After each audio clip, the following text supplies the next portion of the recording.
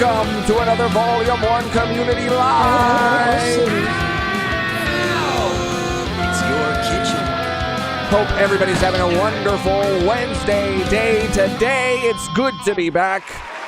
I'm rocking solo today because there's a couple of reasons, but Megan will be streaming Resident Evil 4 later today.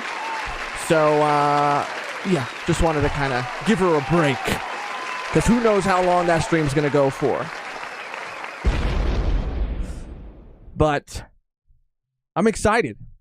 I'm conflicted. I'm going through it. Today I want to talk about and give, some of my thoughts on the recent Avatar: The Last Airbender live action series, because of how huge, how big of part of my childhood it was, how much the show means to me. And I'm very curious to know what everybody else thinks. If you've seen it, please let me know your thoughts about it, things that you liked, things that you didn't like. There's even a separate Q&A tab where you can let me know your thoughts, so that they're a little separate from the chat, so that if I, go on for a little too long, I'll be able to go back there and see, what everybody has to say. Overall, though, I will say right at the top that it was a very, very, very mixed bag for me. I binged the show in like a day and a half or something. And it's so funny because I've never experienced, maybe we have experienced something like this, but in my memory, I don't remember this happening or anything happening this exact way. But we reacted to the first episode only for our Patreon and YouTube members, and we released that, uncut with a discussion at the end. And at the end of that first episode, I was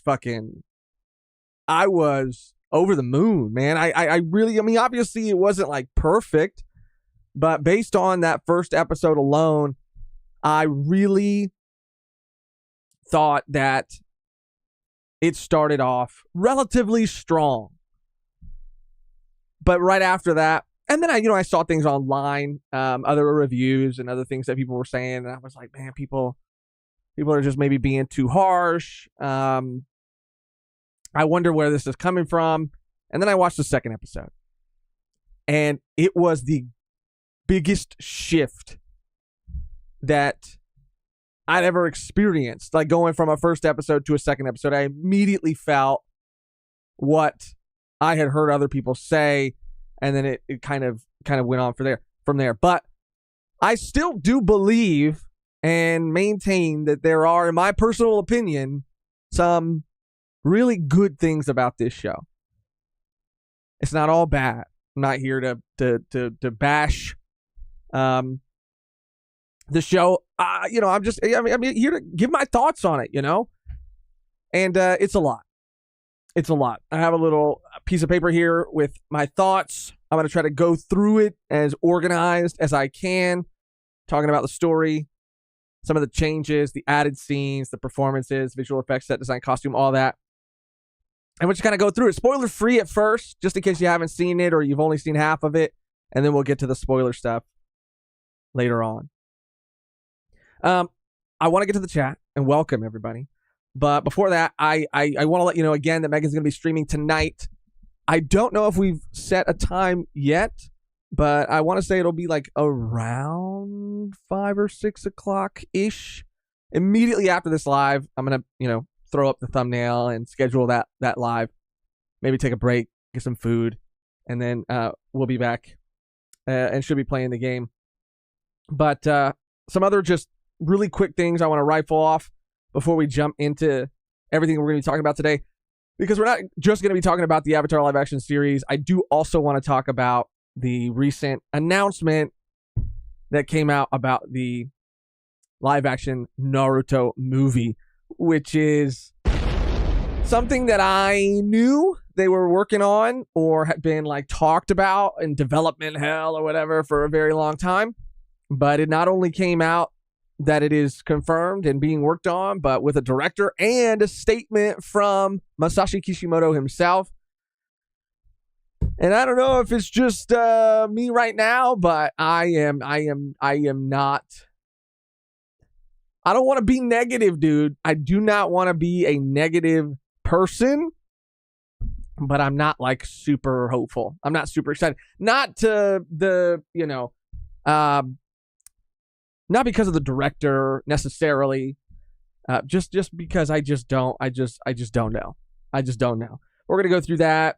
There's some other just like small things, a couple other small things I wanted to touch on. The new Legends game that was announced. Not much of a gamer, but the Pokemon games, I've been playing all of them since I was a kid. Really, since the very beginning. But all right, I want to get to the chat, see what you guys are saying, see how you guys are feeling. Then we'll get to some housekeeping stuff, then we'll get right into it. Batman for real, I was reading Dandadan in silence, and this music started on another tab, scared the shit out of me. I love scaring the shit out of people. Shout out Batman for real, thank you for being here. What up, Money? Roland V. Dub said a Josh Michaels exclusive. You got it. Exclusive. You got me all to yourself, Roland V. Dub. Josh O.F. Beautiful, I said. Bean said, my biggest problem with the show is that even the choreography is amazing. Even though the choreography is amazing, the actors are fine, the visuals are decent, everything should be fine, but the writing pulls it down. And I definitely want to expand on that a little later, because I think that it's not just the writing. I mean, there were some other things that really stood out to me personally. Quattro with the first member comment of the stream. Shout out Quattro. Holy shoot, it's been 26 big ones. You get a fucking air horn for that. Best community on YouTube. The drip is crazy, by the way, and I hope to catch y'all at a con over summer. Let's get lit this stream. What's like a good sound for getting lit? I mean, I guess let's do it. Let's get lit. I mean, Megan's probably going to be getting a little lit later, in that Resident Evil 4 stream, but who knows? Speaking of cosplay, though, one of the things I wanted to touch on really quickly, and I have the links kind of already ready to go so that I can just kind of copy and paste them into the chat, is I just want to mention very quickly up top that we recently put together a cosplay fund for some cosplay that we're hoping to be able to wear during our reaction of the final episode of the first season of Code Geass. If you're willing and able to support and donate to the cause, every and any amount is greatly appreciated. If not, of course, do not worry at all. This is just, like I said, for those of you who are willing and able. We also just appreciate the support on those videos, you being there on that journey with us. It's been great. It's been an amazing and wild ride.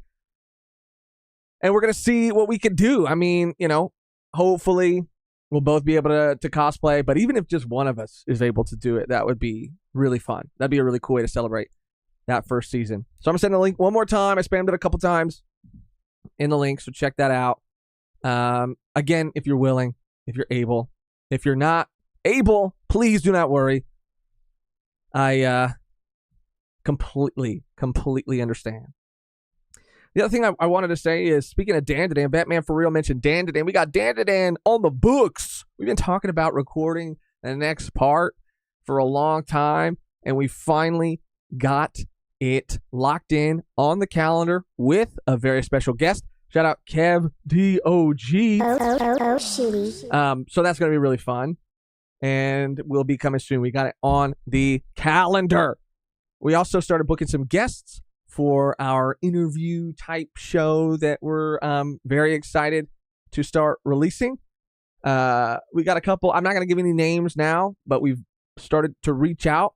We've started to book some guests. And at least one of those guests seems like they're going to be able and are willing to be an in-studio guest. So that's going to be really, really exciting too. It's going to be so fun, that show, by the way. It's going to be, talking about a lot of whether they're a creator or working in the anime manga industry in some other capacity, cosplay, voice acting, any and all things. We're going to be talking to them about their sort of like childhood experience with anime and manga, like what being a fan was like for them as a child, right? What was the series that started it all for them? What are some of their fondest memories? Even like funny stories they might have from their childhood, and kind of then transitioning to how that relates to what they do currently in the space.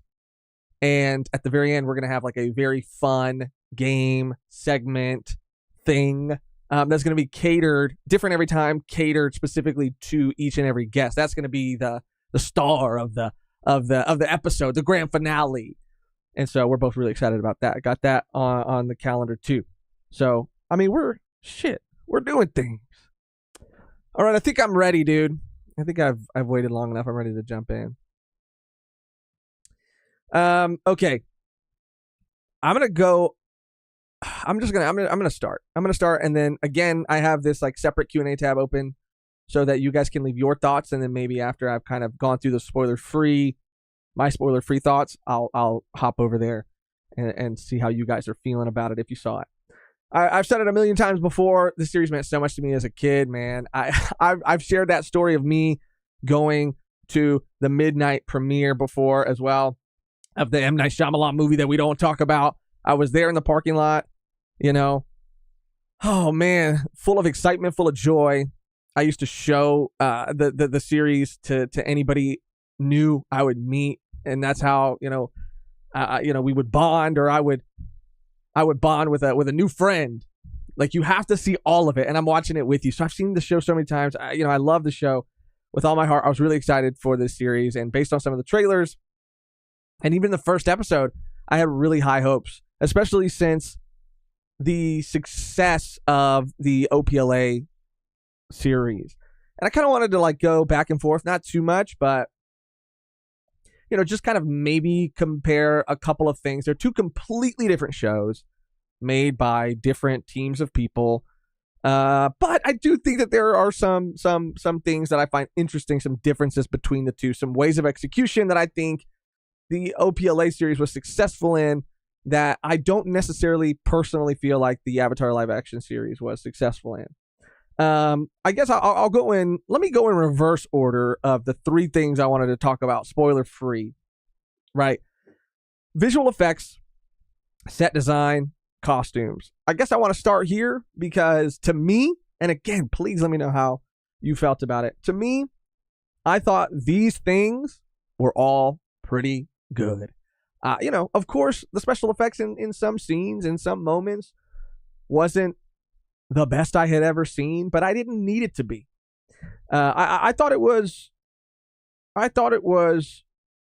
at times beautiful, at times exceptional, but for the times that weren't, I thought they were fine. Nothing felt egregious to me. I mean, it was a big task and to create these worlds. I've seen people say things about the costumes. It looked a little too clean. Some of the locations looked a little too CGI-ish. It's not a word, but overall, the choreography, I did not have a problem with any of these things. Even if they were at times not the best, I had really no major issue with any of these things. Which then brings me to the performances. Because the performances is something I felt, Vishal said, don't cry, Josh. I'm going to tear up. And then we see a scatterbrain. I like the way you spelled that. CGI was literally better than most shows I've seen. So CGI. I mean, I agree, dude. I thought that there were moments, there were scenes that were incredible. They were able to capture the scale and really do a great job of showing these, fantastical, locations, these giant cities. I thought they did an exceptional job. And that's, I say that for the bending too. The visual effects for the bending were incredible. I have like really no issue with that stuff. But the performances, okay. So the performances were all over the place for me personally. I'm not an actor, but I'm not a chef either, and I know what tastes good and what tastes bad to me. During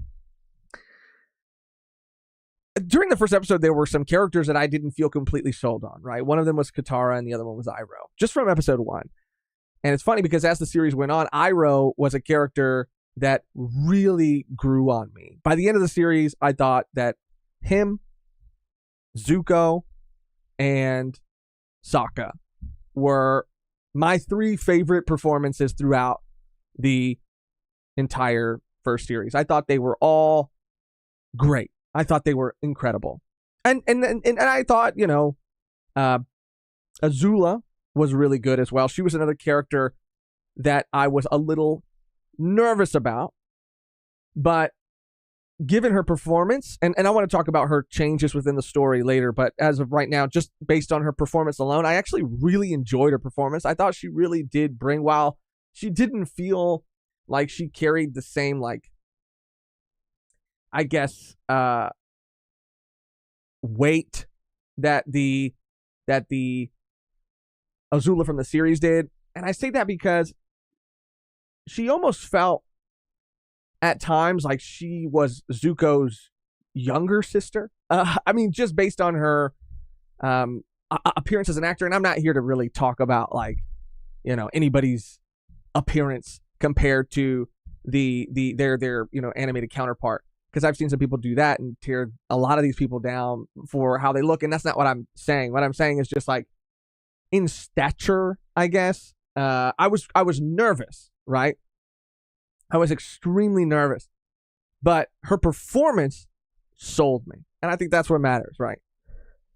As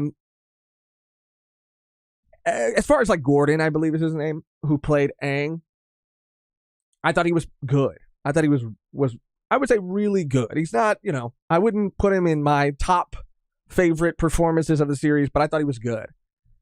He's young, especially during this first series. He's super, super young, and he had a lot to do. He had a lot to act. He had to have range. This kid had to go from every emotion on the emotional spectrum, And for the most part, I thought he did a pretty good job. And I think that any moments where I did feel like some of the emotional beats didn't carry the weight that they should, I feel like they were so minor, and I feel like it's something that can definitely be improved on. He's super young, and I think for the most part he also did a great job. And I'm just talking about performance, because there were changes to his character too, the character of Aang, and that's where we're going to spend the most time. So that's why I'm saving that portion for last. The one who felt the weakest to me personally, and this is nothing against, not that I think the actor who plays this character will ever see this, but I just also feel weird because, I'm a 34-year-old man, and I'm, sharing my opinions about the performance of an actor far younger than me. But I don't mean to say that this person is a bad actor, but at least from what I saw in this first season, the character that fell the most flat and felt the weakest to me was the actor that played Katara. I haven't seen her in anything else, but she has been in other things. And I think that she's probably great at playing other roles. I just did not feel like she was ever able to embody the spirit of Katara. And again, there are things with her character that I feel like were not translated very well, which we'll get into when we talk about story changes, all that. But as far as performance, I'm not even saying that it's entirely her fault either, because there are there's of course the script, right? Which I think there were, if you really just take away the performance and just like hear the words being said, there were moments that I felt like were written well for her character. There were some that, were a little more on the weaker side, I guess. But there were some that were good. However, I just never really felt like she had the emotional range or the energy to like deliver a lot of these lines. She felt, and again, it's nothing personal, she felt very one note. And there were directors on set who also let this happen. Because again, art is subjective, and maybe that it was their vision, right? But I don't know. I just feel like there were moments where crazy things were happening, and she wasn't giving, in my opinion, that like an appropriate reaction, or what felt like an appropriate reaction to some of these insane moments. And I could hear or understand and see them in the line that she was delivering, but not in her inflection and not on her face. I just felt like, to me personally, she was the character who it never clicked for me that she was Katara.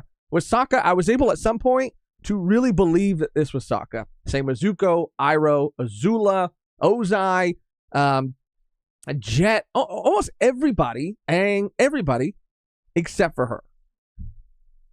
And I don't know, man. I feel bad saying that. I don't want to feel that way, but that's just, personally how I felt. But yeah, I before we get into the meat of it, I guess I want to see what you guys are saying. A Scatterbrain said, I hope and think she'll do better next season. A Scatterbrain also said, all actors, TBH. That's the thing, right? That's the thing. I do believe, I also want to talk about whether or not this will get a season 2. It seems like it will. But with the OPLA release, it was almost a no-brainer. It seemed like universally praised by critics and audiences. But I see a similar sentiment online with Avatar The Last Airbender. I see a division, and I feel like it is much more of a mixed bag for a lot of people. Some people love it, some people hate it. But I do feel like the majority that I've seen think that it was like good. Not great, not amazing, not dog shit, although those people exist, but just like, it was good. And you need to have that sort of tone, like, that was good. Like, kind of like, I feel like most people feel that way. But yeah, I think that, as the seasons go on, if it does get a season 2, of course, I see the potential, right? I mean, I know that this actor is still very young, and I don't know how long she's been acting, but of course, there's always room for improvement and growth, and I do want to give them that, right? Like, the benefit of that. It'd be so crazy. Like, I'm not saying that if they do have a season 2, it'd be so crazy to say, like, yeah, as long as they recast Katara. No, I'm not. No, that's not what I'm saying. Yeah. Quattro just said boomer. I don't even remember what I was talking about. Kev's here. What up, Kev? He said, what's good, gamers? We need Josh on set with a beret and a megaphone. Bro, I would have just been saying the whole time, I'd have been saying, can we get another take of that? And then everybody on set would have been like, we got to keep moving. We're already behind on the schedule. And I'm like, you'll thank me later. We just need a take 2 on some of these things. But yeah, man. I'm trying to think of anybody else, and I think Zhao was okay too, right? Like, I didn't love him or hate him. I thought I was very middle of the road on Zhao. a lot of Princess Yue, Suki. There were a lot of people that I was like, they're good. They're good. Mei and Ty Lee, like they didn't really have much to even really do, you know? So I can't really say, or I don't have much of an opinion about them. I'm talking about the main group. And since we're on the subject of the main group, I'm going to move on to the changes in the story and the added stuff. I want to preface this by saying that I see this happen a lot, right? And it was happening when we were talking about the One Piece live action stuff. I understand, and I think a lot of people do. I think there are some people that don't, but I think a lot of people understand that a live action remake is never going to be a one-for-one adaptation of the source material, right?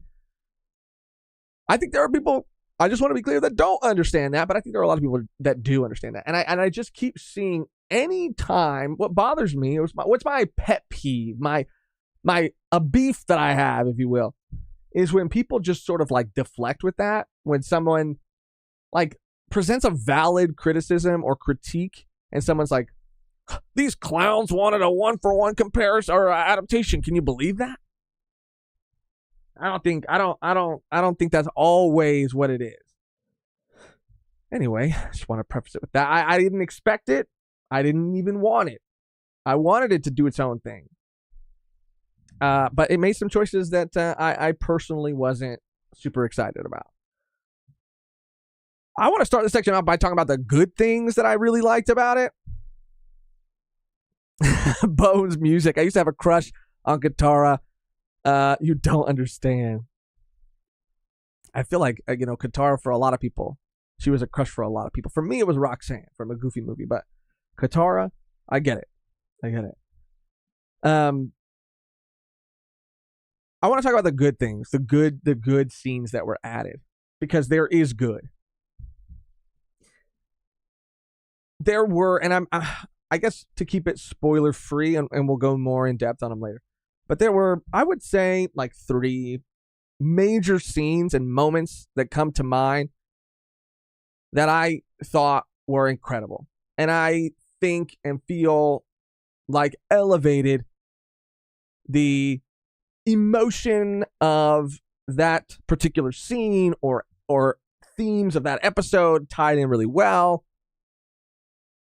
And one of which, and maybe even 2, kind of like blew me away in a way that made me feel, I guess, 2 things, like, because it happens later.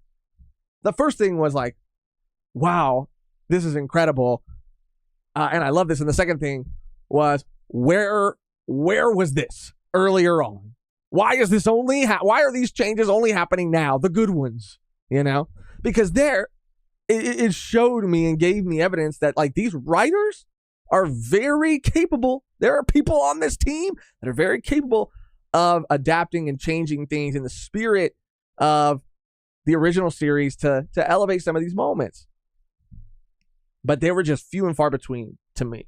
Most of the changes felt extremely, extremely unnecessary. I mean, they didn't even feel like, there were some that I didn't like, but there were more that I just kind of felt like, why does that need to be changed? And back to the added thing, why do things from other books need to be added? I couldn't wrap my mind, like, if I really wanted to, right, deconstruct like why I believe these things happened, like, yeah, I'm sure there's logic, like it makes sense. I get why, for the specific theme of that episode or the overarching plot of the first, I get why they might have done some of the things that they did, but I really also don't think that in the grand scheme of things, like, those changes matter. Those additions, like, were needed at all. Because I'm sure, as I say they don't matter, then people say, well, why does it matter that they changed? And I guess it's just that it wasn't necessary. It just wasn't necessary at all. And there were times where it was like mind-boggling. There were times I could see, like, okay, I don't like it, but I see what you're going for. There were a couple times where I was boggled. My mind was boggled. I had no idea who thought that was a good idea or who okayed that or approved that, but there it was. Before we get to the story portion of it, I want to shout out a member comment from DJ Warready. Super! Oh my God. Shout out DJ Warready, 8 months. Let's fucking go. With this goated channel / community code Gios reaction is such a blast about Avatar The Last Airbender. I watched 2 episodes. First one was really nice, but the second episode made me realize it wasn't for me. I'm sorry. Sorry to hear that. I get it though, dude. I mean, if I didn't have as deep a connection, this is just me being honest. If I didn't have as deep a connection with the series, and I'm not saying that you don't, or you didn't, I probably would have not finished it either. I mean, that's kind of how I feel. But I trudged through because I needed to know how it ended. The second episode really, really took a massive dip for me. But yeah, so the story. I just felt like overall the story, I said this when I released like my sort of like thoughts in a community post about the first 5 episodes, and it stayed pretty true throughout the rest of the series. But I do not understand, but I do understand. It felt fast and slow at the same damn time. Sometimes I felt like at least story beats were getting sort of like blown through at a rapid rate. But the moments that we were spending within these story beats felt dragged out. And I really felt like someone had me by both arms and was jerking me around and not off, around. Someone was jerking me around. I felt like, oh my God, I'm going to turn this off. I'm going to stop watching. I literally can't do this to myself. And then the next scene would be something crazy. I'd be like, I'm fucking back. I am so sorry for ever doubting you. Avatar, The Last Airbender live action series. I'm sorry I doubted you. I'm back. And I'm a believer again. And then the next scene, oh fuck. I just it was in and out and in and out and in and out the whole time. And sometimes that can be a good thing. Stupid. Anyway. Yeah, man, I of course feel like the group, the core Team Avatar, there was zero, I feel like, connection between them. They did not feel bonded. They did not feel like a found family. They did not feel like a team. They just kind of felt like people who had a chance encounter and really just kept moving. And I think this was only made even more clear by the fact that every time we got somewhere, they were separated. Every time they went somewhere, it felt like they were always in every episode doing their completely own things. And I understand that some of those moments do happen for those characters, but oftentimes the other characters are there in some way, and here they weren't. And so I never felt a connection at all. Even I'm gonna be honest, even at the end. And another thing about that whole family and Team Avatar dynamic is, and this I do not fault the show for at all, because the visual effects were great, the choreography was great, and I don't fault them at all for not being able to include this and achieve this at all. It's just a little, if anything, this is a nitpick from me, and that is that. And it kind of happened in the M. Night movie too, but obviously to a worse degree. Appa and Momo, I don't even know how they would have really done it. But, it's an animated show, so they're able to do more. And in the animated show, they have personality, right? And we know that they all all of the members of Team Avatar have a different relationship with them. And we know, Momo, and Sokka's relationship, and Appa feels there are times where, I watched the original series and felt like he might as well have been talking, because of how the emotions I felt. And even they really felt like a team, but here they just felt like animals that they were getting rides on and vehicles to a new destination. However, I don't really fault the show for that, because I don't even know how they would have done that. And I'm sure that would have been way more time, way more money. And that's not, it's important. But I mean, I guess like in a list of priorities, it's not like all the way up there. But that was just a little thing. Because there was a moment, Megan, watched it with me. And there was a moment with Momo and Sokka. And she was like, does Momo even like, does Sokka even like Momo, or does Momo even like, did they have that kind of relationship? Like, that was what was crazy, is Megan has a general understanding of, the overarching story, and has seen episodes that were played as reruns on Nickelodeon when she was younger, but hasn't seen it from start to finish. And even she could feel throughout that like moments were happening to kind of signal relationships between characters that had never been shown. She was like, do these people have a relationship? Do these people have, kind of feel this way about each other? And I was like, yeah, but it's obviously like, it obviously goes a lot deeper than that. And she's like, oh yeah, cool. I don't really get that sense, but I see through this one little moment that they're like trying to show me that all of this stuff between these two characters exists.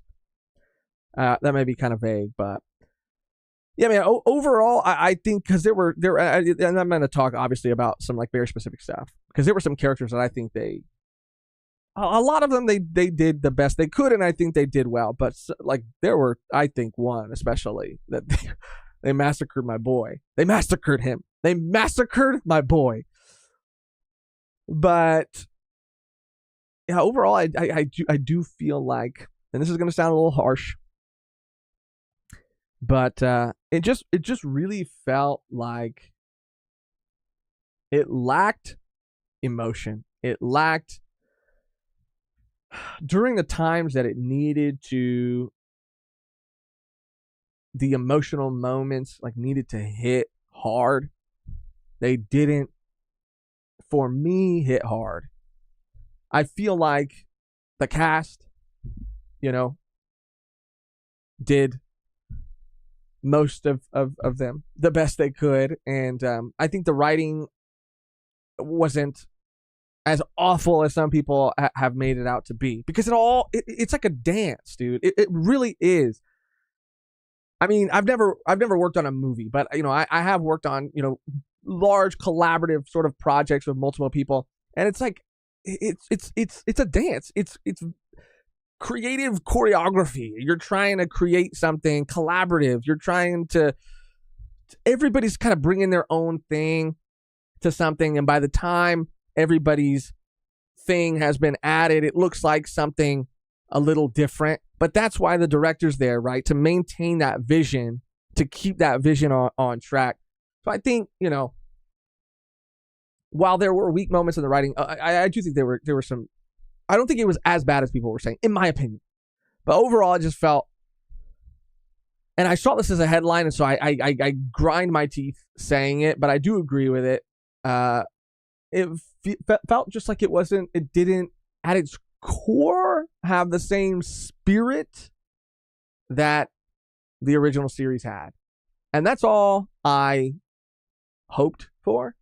And I think that while there were many changes and many additions to the One Piece live action show, at its core, it did stay true to the original series, the spirit of it, right? And I just my relationship with Avatar: The Last Airbender, it did not resonate with me the same way. And that's not to say I wanted the live action show to be as good. Or that you're wrong if you like it. Like, if you like it, if that's what you like about it, if you liked it, it was a little different and like the ways that it was different, and that's awesome. I don't want to take that away from you. I don't want to make you feel like you're wrong. You're not wrong. I mean, it's your opinion, and my opinion was like, it just did not have the spirit of the show. the entire first season felt like it had a pretty, in my opinion, strong start and a pretty, I would say strong, final episode, like bookended, right? But the whole middle felt like everything was just mashed together, mashed and shaking around. And then they said, you know what? Let's just grab a couple little tiny things from book 2 and let's just fucking throw it in there, And then they just kind of shook it around and then mashed it all together. And that's what the middle of the whole like middle of the series kind of felt like, with some really good moments. That's it, dude. I'm exploding. Oh. And that's just my thoughts. I do want to go through a little bit more and talk about, if you'll humor me, some of the changes, because some of them I loved and some of them I did not like, and I have a list of them that I'll pull up. But in the meantime, I just kind of want to see what everybody else is feeling, what everybody else is saying. So let me go to this tab and see what everybody's thoughts are. Tiberius, I have a question about a character. I think his name is Sokka. Why does he have so much face? He does have a lot of face, but it's a good face. And if you got a good face, I say the more the better. Honestly, if you got a bad face, having too much of it is a problem. You know what I mean? Paladin Berserker Jedi, there's not enough words in the English language to describe how I feel. Not enough. We're going to need a V1 rant / therapy support group chat in the Discord voice chat sometime soon to begin to heal. I kind of agree with that. My emotions were all over the place. I kind of said this to my brother about it too, because he watched the animated show and he watched the whole live action, which is crazy because he watched all of OPLA and has never seen One Piece. So he watched all of OPLA, never having seen One Piece, and loved it. Even made him, I don't think he did, but made him want to start, reading or watching the anime. Now that could be because he didn't have any emotional connection or attachment to the source material. So anything in that show that was different, he wouldn't have noticed, or changed, he wouldn't have noticed. But he had a good time with it, right? With Avatar, I think he felt the same. I did, very conflicted. And I was talking to him about season 2, and I said, if they make a season 2, which I for the sake of, there's so many things, for the sake of adapting parts of the story that haven't been adapted yet, seeing Toph, which I know some people say would just risk Toph being butchered. But again, with everything we talk about, the original series and the original character will always exist. I would like to see that stuff. I would hope, and I know it's kind of foolish in the industry, or when you're looking at the industry, when you're looking at Hollywood, when you're looking at all these things, it's kind of foolish to have hope. But I would have hope that they would kind of like reassess a little bit and regroup a little bit, look at all the things that people have said constructively, the constructive criticism they've given, and just maybe tweak some things, adjust some things. I do kind of hope that they get a season 2. I do kind of want that. You see how painful this shit is for me? I would watch it, but I would not be like head over heels. I wouldn't be excited. I wouldn't be counting the days on my calendar like I was for this first season. And I mean, that's all I can give. That's all I can give. I mean, I'll watch it though. I'll give you the numbers. Bean said, to put things in perspective, one of my least favorite aspects of OPLA was the rearranging and changing of context for Nami's backstory. Imagine my surprise when ALA was mostly written like this. A lot of things were rearranged. A lot of things. And again, some of them I understand. Some of them I did not understand at all. And we'll go through that after these, and we'll get into the spoiler stuff. Roland V. Deb, I liked it. I didn't mind the more adult tone change, but with so many changes, it was its own thing, if that makes sense. That makes complete sense. And I don't necessarily mind the more adult tone change either. I'm not saying that you're saying, I'm saying that. But I've seen people say that for them it did feel, because of that Game of Thrones article that was going around, or the article that had said the creators wanted to kind of capture that Game of Thrones audience. I didn't mind the more adult tone, because I think it balanced that pretty well. And by that I mean, like, while there were some changes with the character of like Boomy that we'll get into, they were still able to, from a like actor, wardrobe, prosthetic, whatever point of view, like they were able to capture him, and he was able to deliver a performance that was crazy as fuck, but also like felt similar enough to the character. However, that is just his performance. That is not his role in the live action. His role in the live action was something that I was not thrilled about, and it was kind of like taken back by. But I'm just saying, I think that they balance like the adult tone, the urgency, with some of the goofier, sillier stuff. I know for some people, and you know, maybe me included, there wasn't enough of those moments, the silly, beats. But hey, I mean, at the end of the day, if it would have been good and still had that same tone, I wouldn't have minded as much. That wasn't my, I guess, the main thing that took me out. Vishal Vincant, now that we've got the OP and ATLA LA, I feel like Netflix just used the exact same color correcting and CGI style pipeline for both shows. ATLA needs to have its own tone and look. And I can see what you mean by that. I mean, because a lot of the locations, like, kind of felt like they had a similar sort of like filter applied to them, color grading.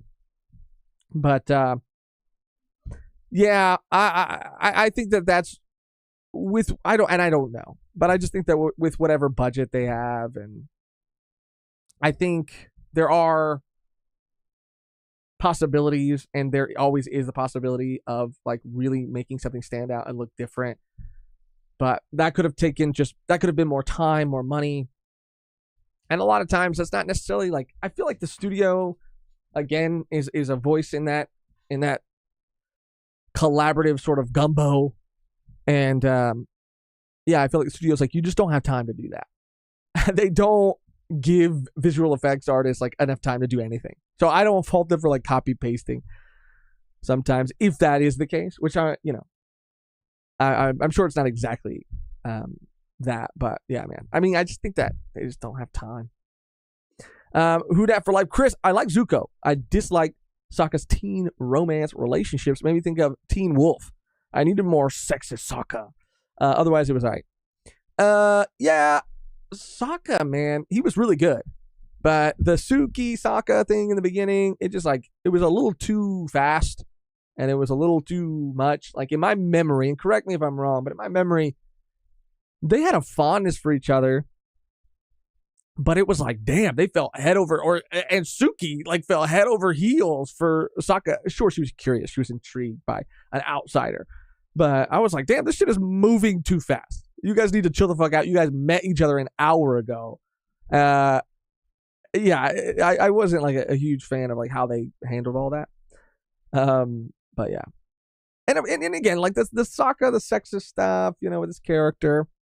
It was kind of extremely subtle, and it was, very much like kind of under certain lines, like buried under certain lines, like, but you would have, I think, had to know that maybe about his character prior to going in to pick up that sense. But yeah, I mean, I do think that it potentially could have been a more powerful arc to his character that could have again been echoed and cemented during the encounter with Paku and all that. Who dat for life? Chris, Aang wasn't goofy enough. And I love this version of Boomy. I don't know why I read it like that. Who that for life, Chris? That was disrespectful. Aang wasn't goofy enough, and I love this version of Boomy. You know what? Aang wasn't goofy, but he did really capture like this very like childish whimsy. You know what I mean? He was very like childlike, and he had this childlike sort of like innocence and like purity and like, you know, joy to him during some moments. But yeah, he definitely wasn't goofy. And I'm kind of surprised that you like this version of Boomy. I we'll get there.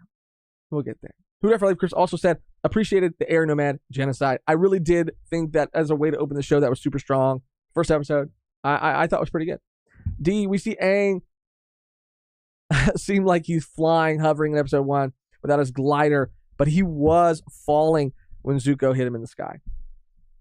Yeah, I did see people talk about that after the fact. My gut reaction to it as I was seeing it was like, oh, this is awesome. This is a really cool way to show that he's extremely powerful. He wasn't flying, he was gliding, right? And I think some people thought he was flying. And we're like, oh, that makes things that happen later, you know, not as like big of a moment and this and that. But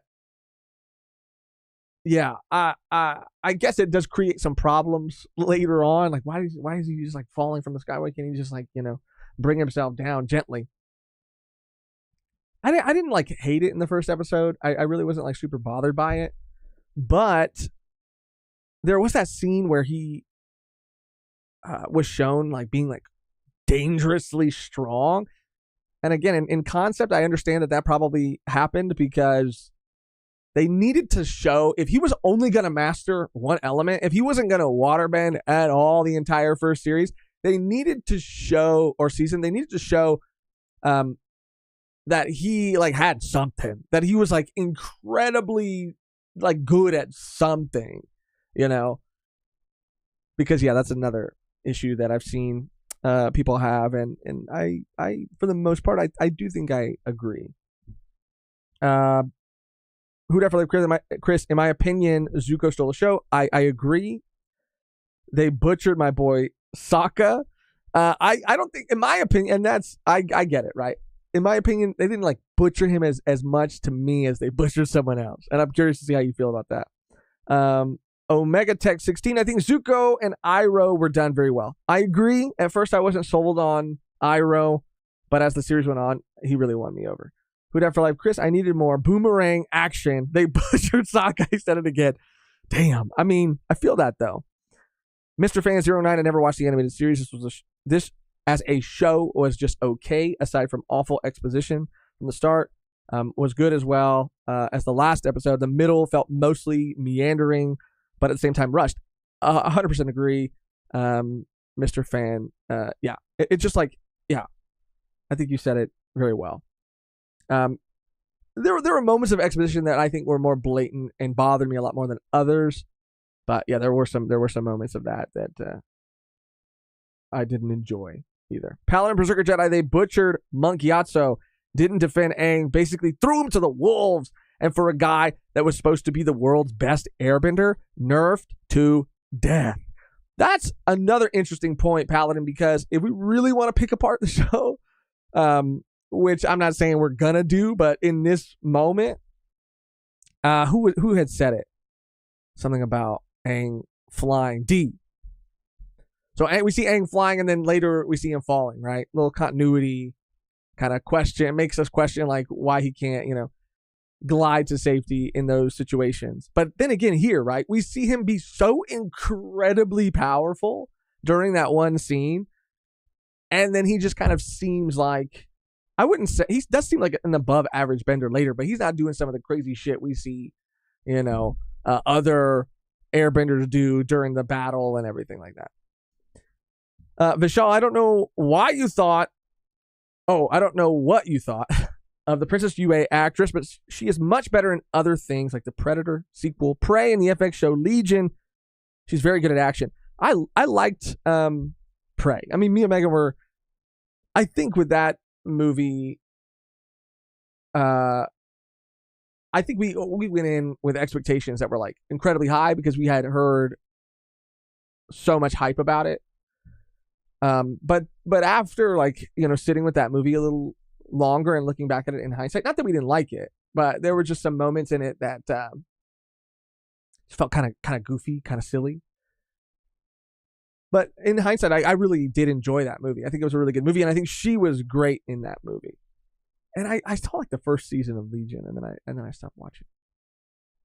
Paladin Berserker Jedi, if it was supposed to be Game of Thrones and more adult, were the dead firebenders that where were the dead firebenders that Monk Gyatso slaughtered and laid around him like in the OG show? The world's best airbender went out like a chump.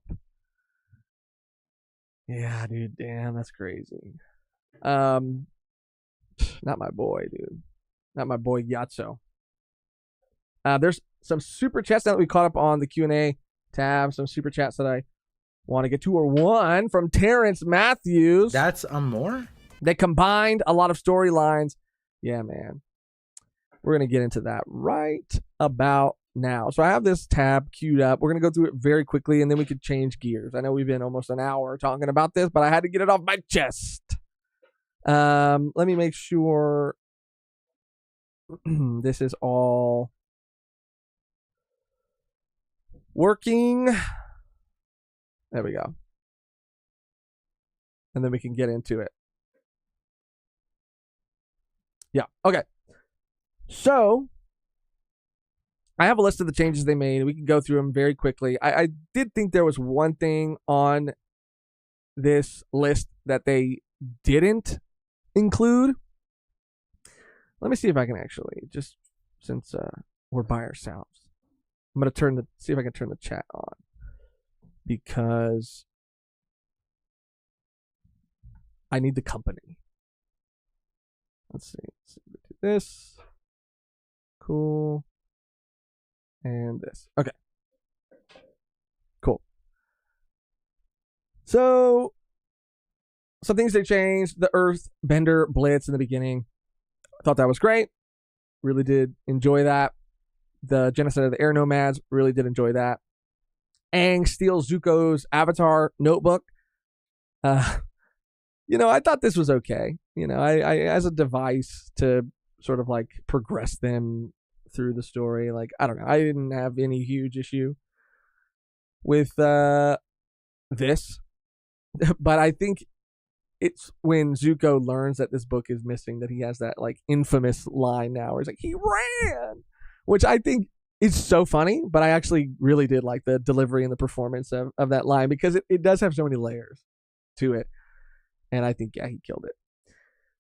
Aang's emotional anchor. This was crazy too, because this is in episode 1. His reason for leaving being that he needed to get some air, not that he was like running away, which I do think was kind of his version of running away.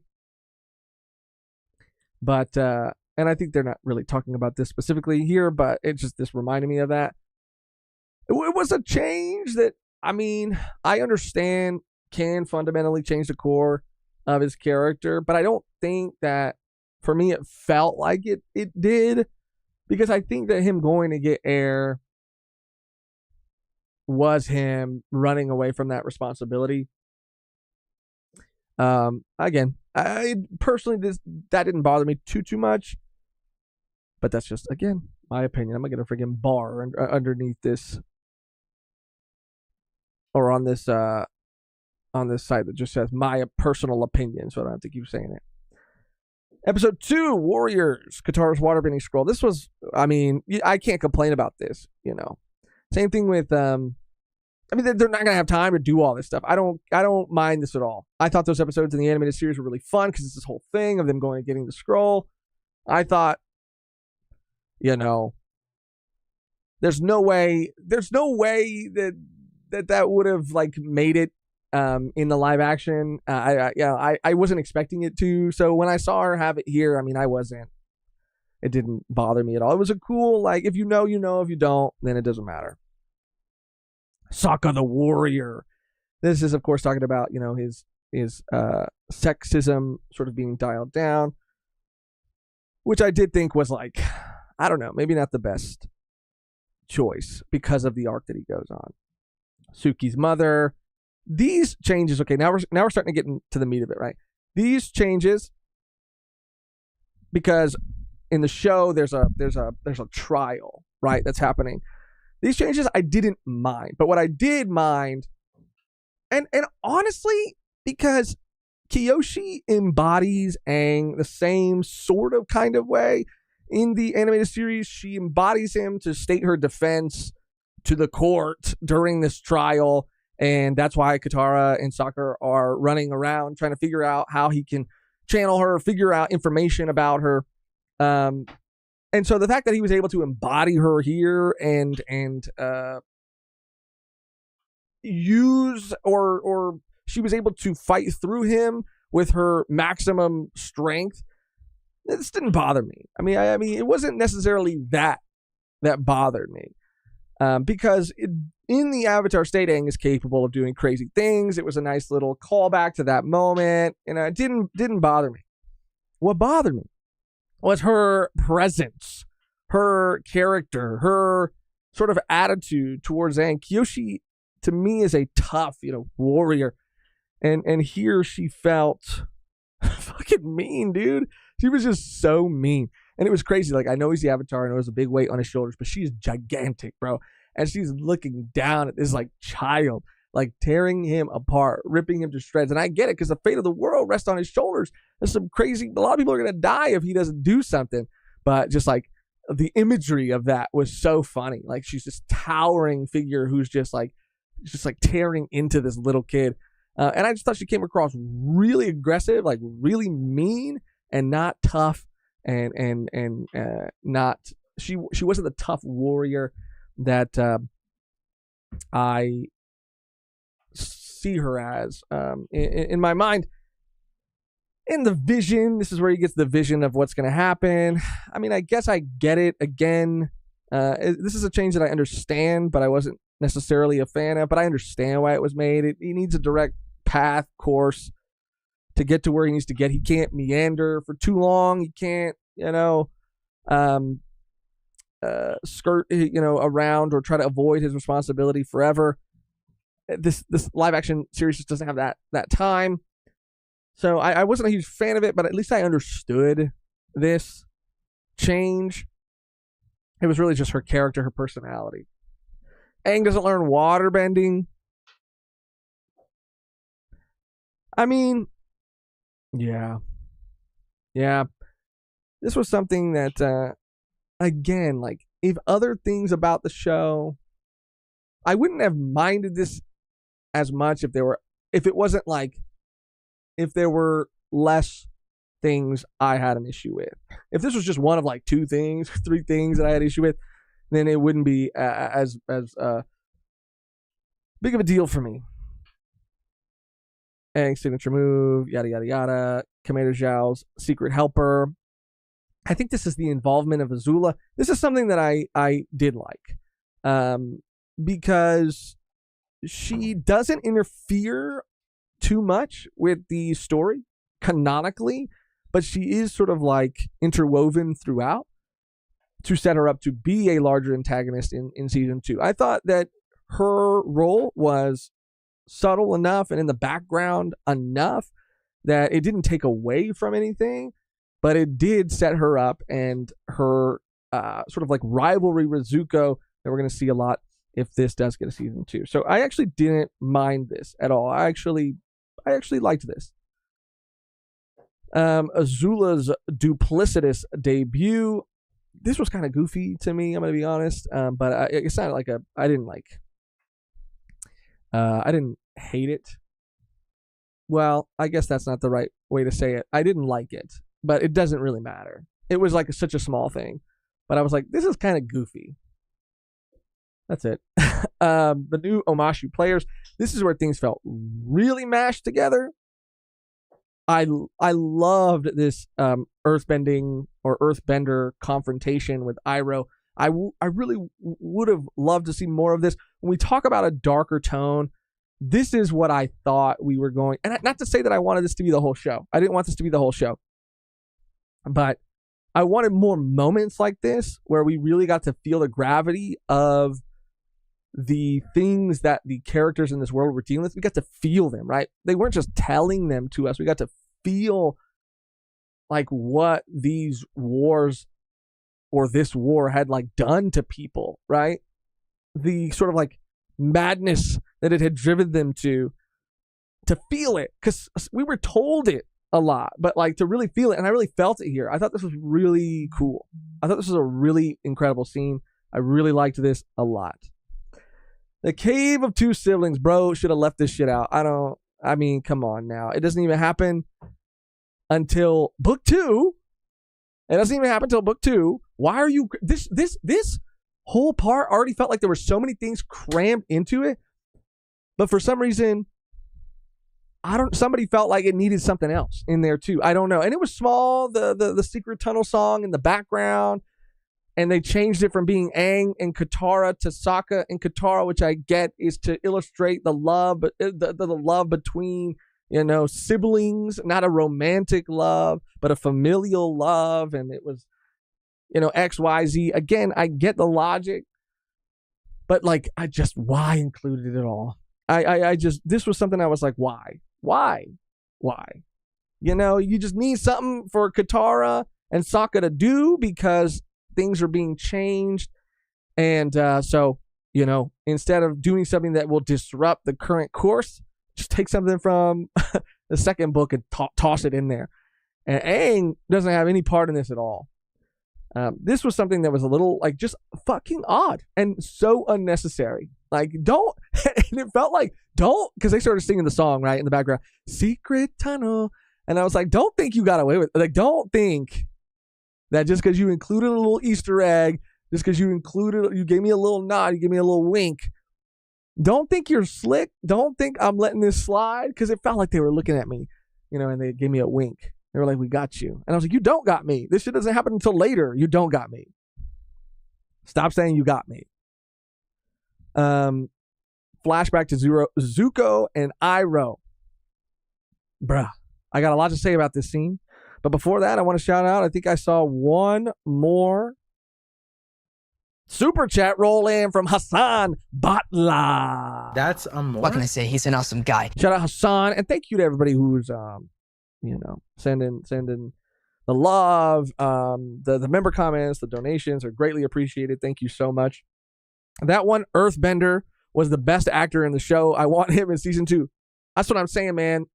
That's what I wanted more of. That was raw. That shit was raw, dude. That's what I mean. Like, I watched that scene, I was like, oh, fuck. I felt like my whole family got killed. You know what I'm saying? Or whatever happened to his family. I felt it, dude. I was in it. I was transported. And I wanted it to stay consistent like that throughout. But it was not the case. Shout out Hassan. Thank you, dude. Thank you. Tiberius said, you watched the whole thing, brother. They got you.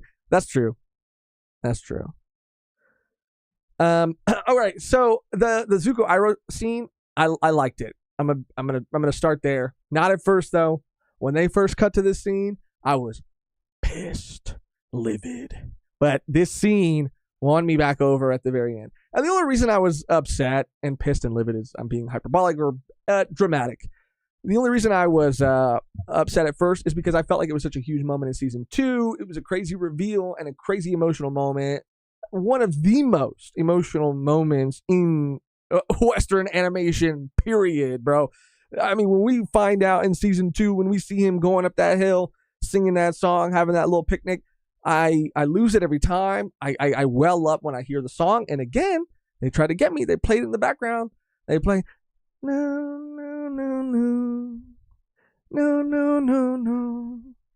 oh, little soldier. You know what I'm saying? They did it in the background, and I noticed it. I was still like, don't do this to me now.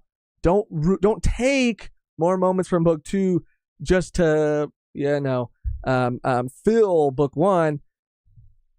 But it worked because what they were going for by the end of the scene was establishing the relationship and the core of what Iroh, and Zuko's relationship is, what it means to each of them. It was It was very beautiful. It was very beautiful. And by the end of the scene, I was like, okay, you get it. You get it. You got it. I, as a fan, not that it matters, but I approve. I approve. Team Avatar versus King Boomy. You know what, man? I've been going back and forth on the Boomy stuff. Because on one hand, I do understand that, you know, a real person who has been dealing with the fallout of war would become jaded, would become all these things, as a king especially. I really do understand that. Because if Boomy was just a regular guy, right? And just try to follow me on this. I don't even know if it's going to make sense when we get to the end. But if Boomy was just a regular guy who lived in Omashu and this change was made to him, I think I would be far more upset because, again, it's not who Boomy is. It's not his character. But Boomy is a king, which means as a king, he is in charge of the well-being of all of the citizens of Omashu, their defense, their, again, well-being, their security, their safety. And there was a line in the live action where he said something to the effect of, you know, you be the one that has to choose between, like has to divvy up the rations or something essentially, something that was essentially that, right? Do you give it to the starving, you know, mother, family, or to the soldiers who need to defend the city? Like, you know, make those tough calls and see how war affects you, changes you. So as a king, I understand completely where this would come from. I really do. The problem is, I mean, because I've seen the argument that Boomy, what makes Boomy so endearing is that he has hope despite all of, he is this beacon, right? This light. So when things around him in Omashu are dark, he is this leader they can look to and be inspired by, or at least aspire to be, or to, you know, he can sort of, I guess he can make them feel like things aren't as bad as they are by being childish and being all the things that he is. So I go back and forth on it, you know. I think ultimately, I just fall really in the middle with this. I can't really say definitively that I'm like really strongly feeling one way or the other about it. I think that what bothered me the most about it is, once again, like with every single relationship in the show, and that is my problem, is not only were the relationships between Team Avatar, did they not feel fleshed out? Did I not feel them? This was another case of that. I just did not feel the connection. They did, yes, eventually flash back to Boomy and Aang as kids, but it was so quick, and it was such a short moment, and I just didn't feel the history. I didn't feel like their relationship. I felt like their relationship was not the same. And they could have changed everything they changed. And if they felt like they had that friendship, you know, like, I don't know. I can't really articulate it well, but something felt off about their relationship. Maybe it was because of the changes made to Boomy. But overall, you know, this was tough. This was a tough one for me. But I liked the actor. I thought he did a great job of portraying someone as crazy. Boomy is such a hard character to adapt into live action, and I think they did the best they could have. I think, like, from a wardrobe standpoint and all that, I think he looked great. I think the actor did a good job. But yeah, let me know how you feel about Boomy. Spirited Away in Masks. So all of this stuff I thought was cool. There was one part in this episode that I really didn't like. Oh, no. We're talking about no. Never mind. My bad. Sorry. Blue Spirited Away. Yeah, this shit was crazy. So again, in this episode, and I'm just gonna speed run it.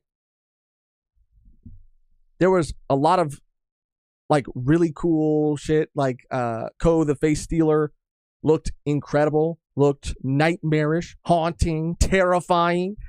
Even Heibai looked great. There was no real resolution with Heibai. We have to just kind of put that together, and it is like given to us when Aang kind of touches the bear carving with the scar and says like, I'm gonna heal you, whatever. Like we assume that by the end of it, because of what he did, he has not only freed his friends but healed the Force Spirit. We just don't see it. I guess that's okay.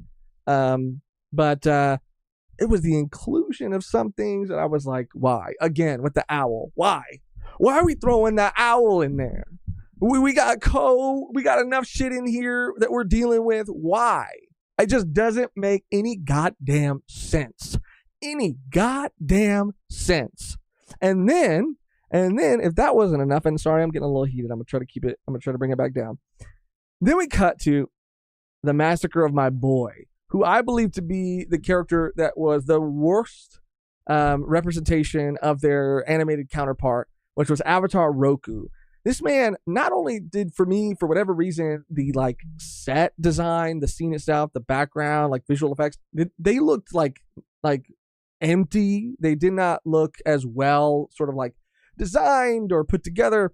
Not only that, but like, I don't know, man. Like, you know, I could just, it was the one character that I could like really feel the wig on and, you know, see the robe on, and his performance of it was so goofy. Like, I feel like he was so goofy, and he is this like calm, you know, guiding sort of like spirit who is like very like nurturing at the same time. Like he can be someone in when we were talking about it on our community tab, someone said like he's the Ben Kenobi of Avatar, and he does carry like a similar sort of air, right? Like he's powerful, he's wise, but they literally, bro, I have to switch because out of all the things in this entire show, this was the thing that like upset me the most, because I you know, people have even said they wish there was more humor in the show, to which I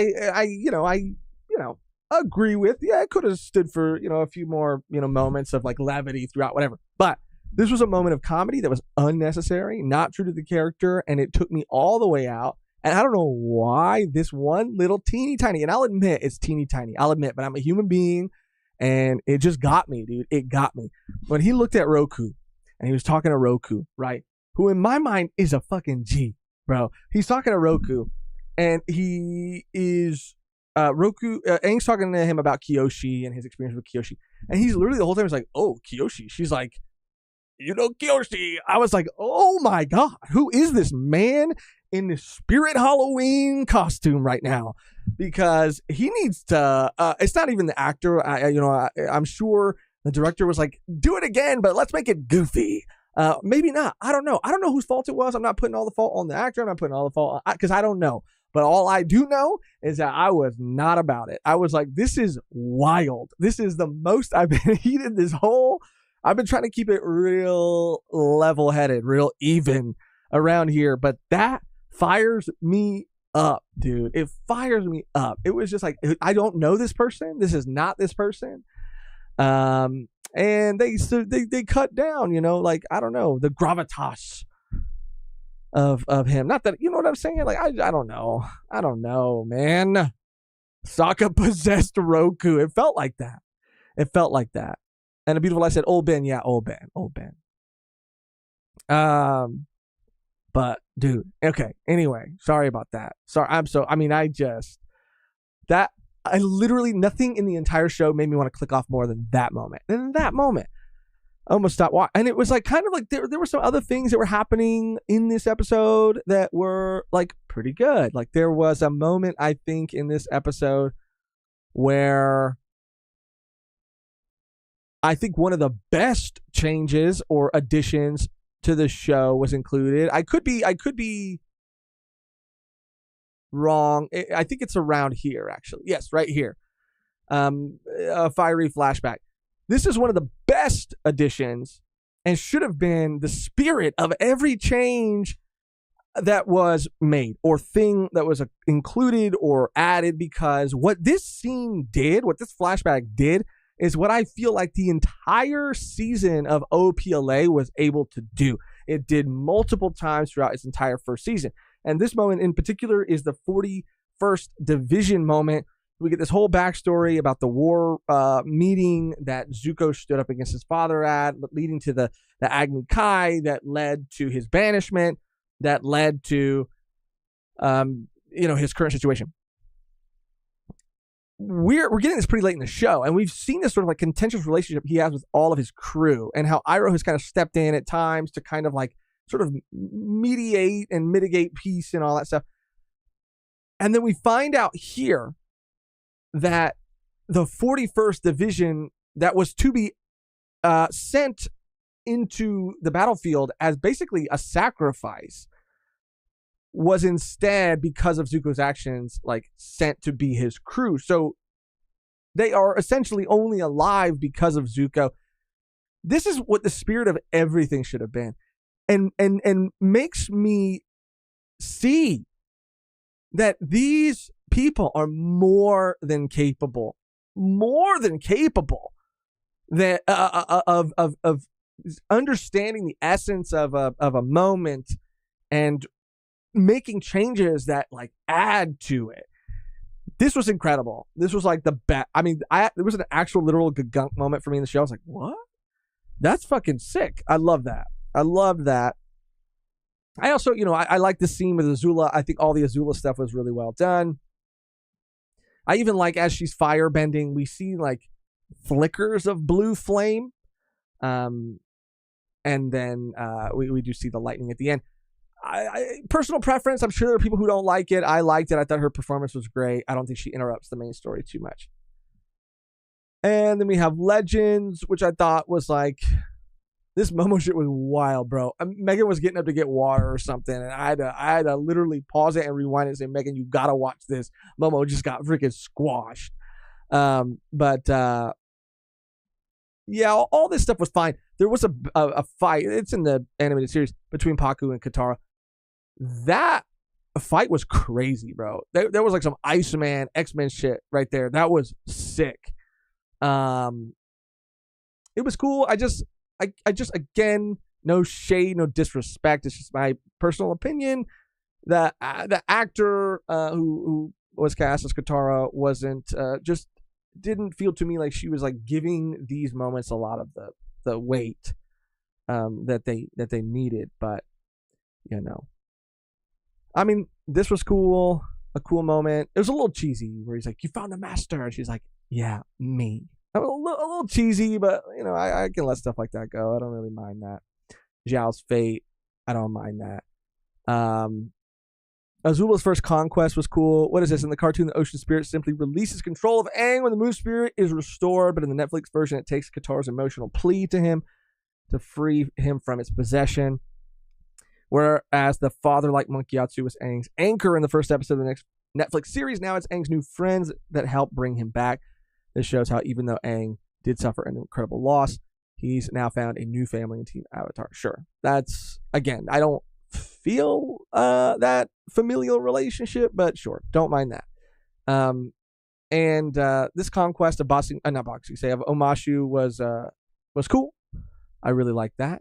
And I mean, I think that's pretty much it. So again, it was a mixed bag. I think that the things that they changed were both some amazing and some mind-boggling. I don't know, guys. I think I've talked about it enough. If there is a season 2, I'll watch it. I don't hate the show. There are things that I did not like. There are things that I was not a fan of. But it overall was a very, very, very mixed bag for me. Very mixed bag. I do not hate it. I just wanted to express some things that I did not personally enjoy about it, and mention some of the things I did enjoy about it.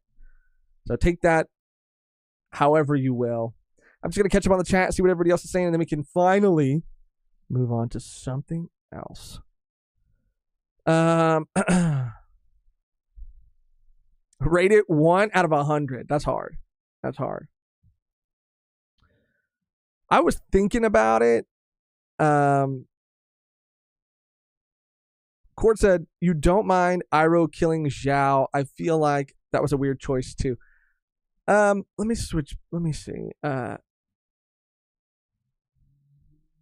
I gotta be 100% honest. Like, I didn't entirely like it. It wasn't something that like took me out as much as other things. Personally, but I definitely could see how it could be seen as a very weird choice. And I'm not saying that it's not, but it just, yeah, for me personally, it didn't bother me as much as other things. It is what it is, said Doran Rostuvia. Bones music, I think, said it kind of perfectly, and I don't mean to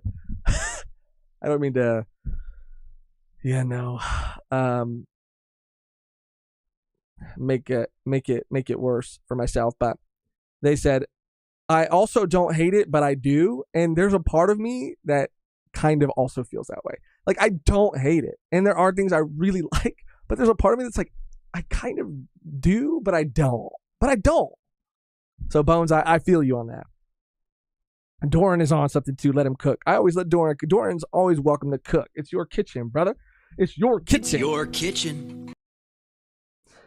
Lucas, I think additions, cast, and VFX were all good, but the changes to the original material sucked. Katara was a passive, boring character. No Katang, Boomy, and Aang's relationship.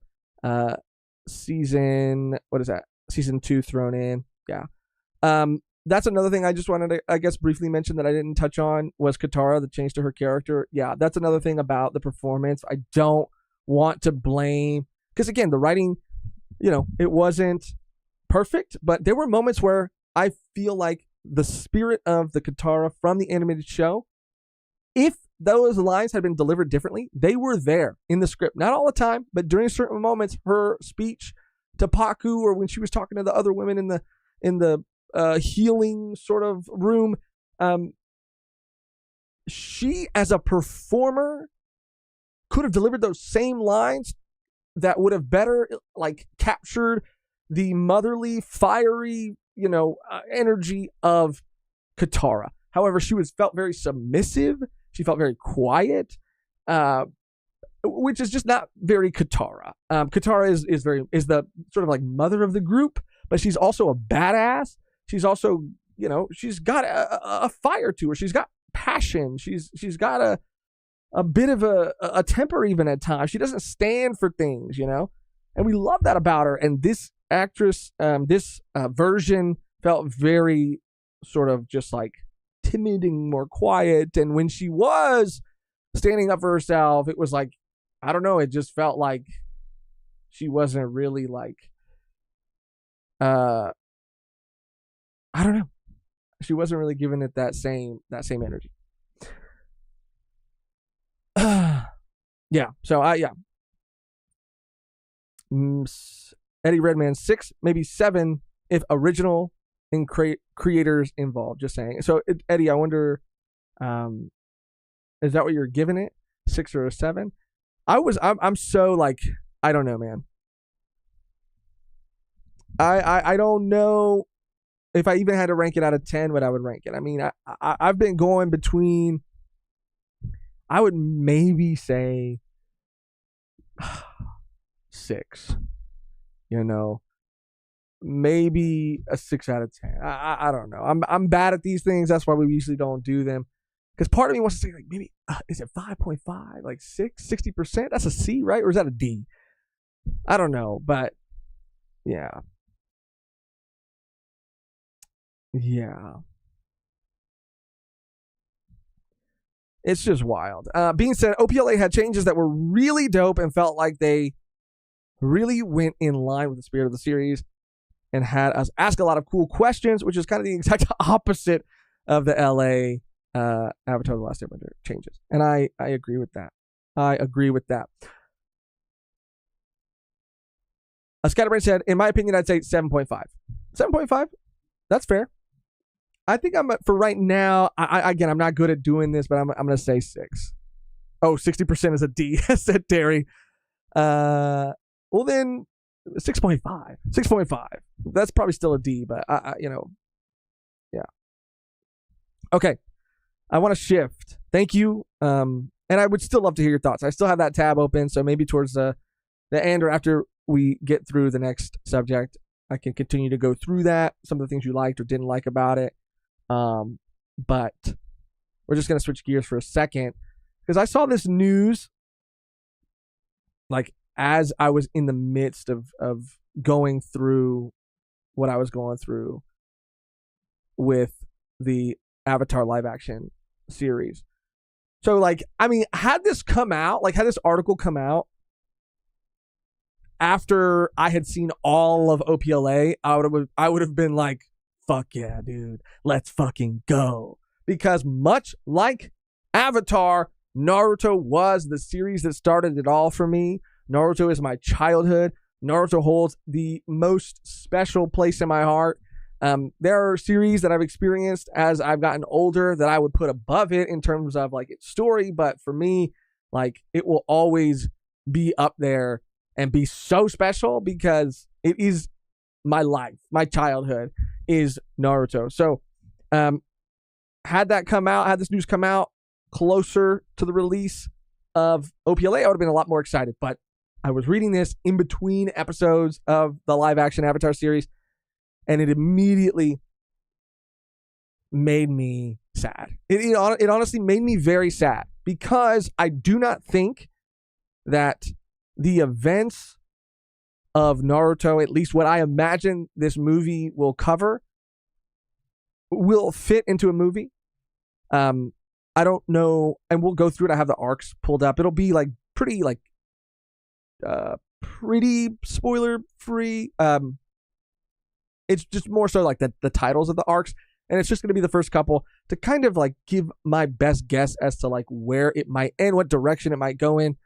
But I'm going to be honest, I'm not really excited about it. I'm not really hopeful about it right now, and it has nothing to do with the director. They could have fucking cast or hired, rather, Martin Scorsese. I mean, I don't know, the fucking best of them, and I just would have still been a little apprehensive about it. But the article is Naruto movie in the works with Destin Daniel Cretton, I believe is how you say that, writing and directing. What I really wanted to read from this is what he's done before, which is Shang-Chi, that he co-wrote and directed, which I got to be honest, I was already kind of out on Marvel at that point and did not watch it. Have not seen it.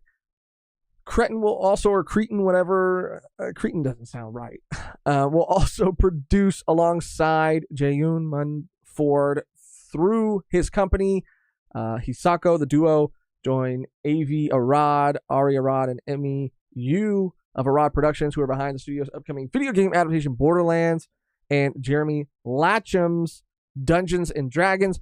Borderlands, I don't know nothing about it, but the trailer looked kind of, from, again, what I could tell, I haven't even seen any Borderlands or much Borderlands, but I really did feel from the trailer that they were just going for a Guardians of the Galaxy kind of vibe. It's incredibly obvious, and I've seen a few cutscenes of the guy with the mask, and I know kind of like his sort of situation and deal. I don't remember his name or anything like that, but it already feels like it's not going to be great, but that's coming from someone who's not even a fan of the game. So I don't really have a dog in that fight.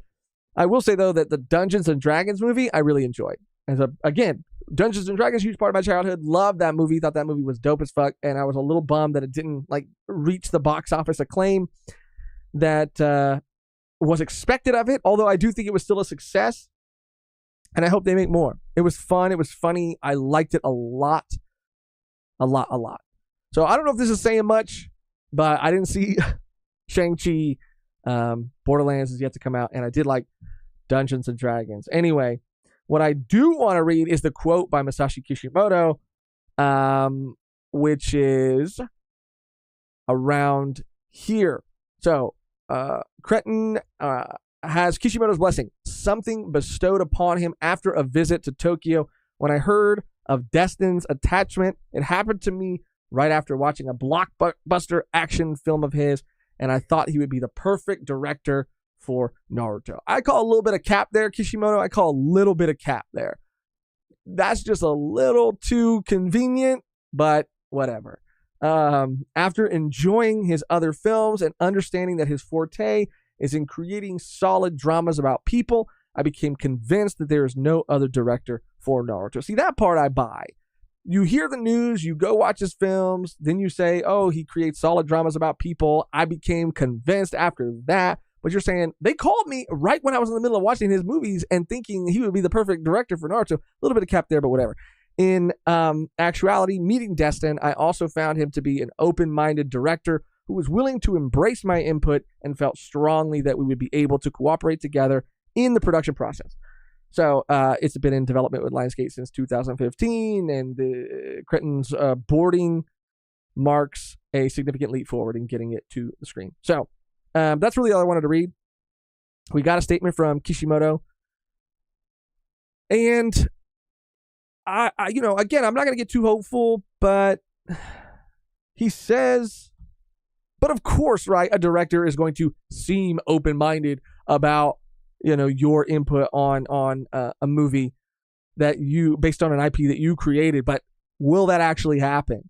I think Oda's involvement and the entire OPLA team, like, wanting and it being a condition that he, like, worked so closely with them is what led to that series being so successful. Not to mention the heart and soul from the cast, the crew, and everybody on that project. But I hope this is true, right? I hope that Kishimoto is involved and wants to be involved and is allowed to do and say things that will, could possibly incite change. You know what I mean? I just don't know if that'll be the case. But it's happening. It's real. I also pulled up here, I have it, Destin's IMDb page. Shang-Chi, of course, short-term 12, never seen it. Just Mercy, never seen it. But I do see that, like, sort of like drama thing or whatever Kishimoto was talking about.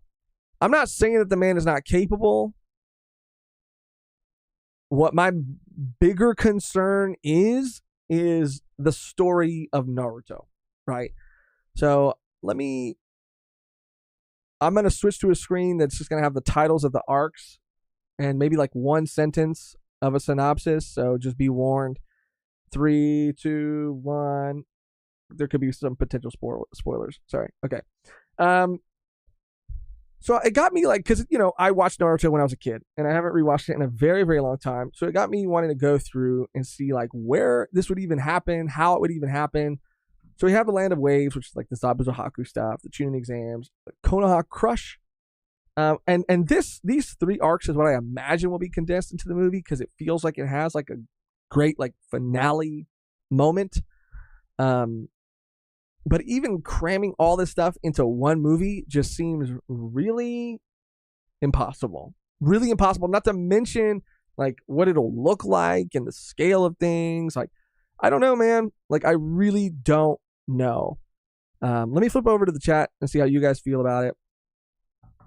Scatterbrain said they both seem cooperative. So, and they do. That's true. I want that to be true. And I'm not saying that it's not. I want it to be true.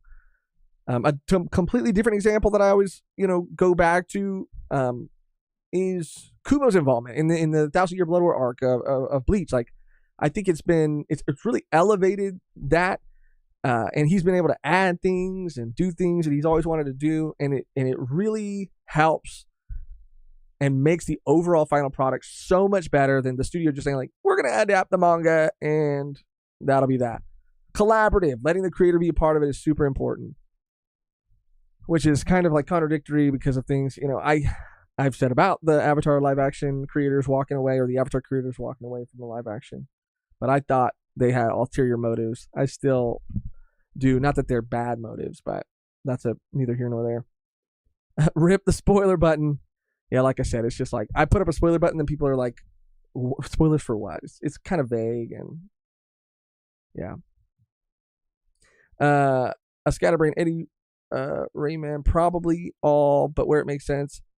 They have black people in Naruto, so I don't think it has to be solely Japanese people. Is there something about the casting of certain characters? Not sure. Batman for real. I don't think you have to worry about spoiling Naruto. I mean, I just want to be safe. I mean, Megan hasn't read it. Megan hasn't watched it either, but she's not here.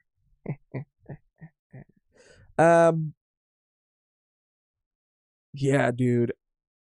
Lucas said, I will not watch this and let them ruin Naruto for me. It better have very high praise. Imagine Kishimoto finished Shang-Chi.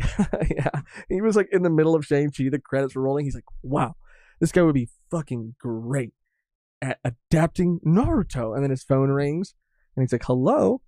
And he's like, yeah, this is the guy who directed Shang-Chi. Have you ever heard of it? Have I ever heard of it? I just got done watching it. It's a little crazy to me, but I want it to work. I'm not out here hoping that anything fails. I guess it gets to a point where, I have to decide what I'm willing to endure, right? I think that the industry has gotten a lot better at adapting things.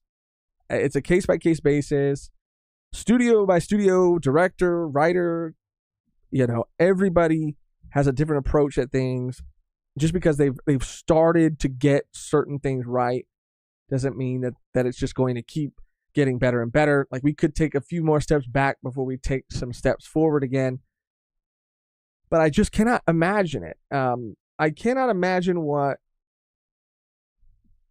a lot of the characters will look like. I guess I could. I mean, the wardrobe and the set design and all of that is not too hard to picture and imagine. But like, I guess sometimes anime hair is a little crazy, like Kakashi's hair, in live action.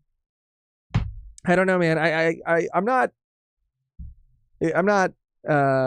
at this moment in time very hopeful, but do not mistake that for me wanting it to fail. I want it to succeed. I mean, I would love that.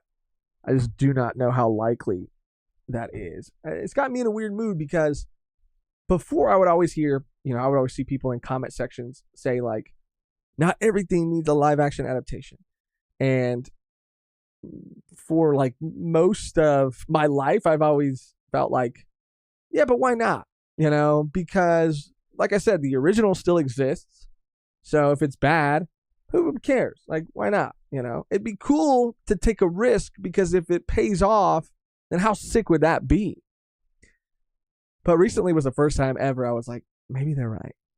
Maybe not everything does need a live action. Maybe it's time to stop. I don't want to be that dramatic, but you know what I mean. Ryan Reynolds as Kakashi. Brandon King, do you think they'll have Kakashi with a mask or reveal him straight out? So I think that they'll do the mask. I think the hair is a little more like a little harder to translate to live action. But yeah, I think they'll do the mask. And they will do the hair. I mean, it's just not going to be fucking, to the same degree. Kakashi without a mask is just Gojo. I mean, it is just Gojo. John Bernthal would work as Zabuza.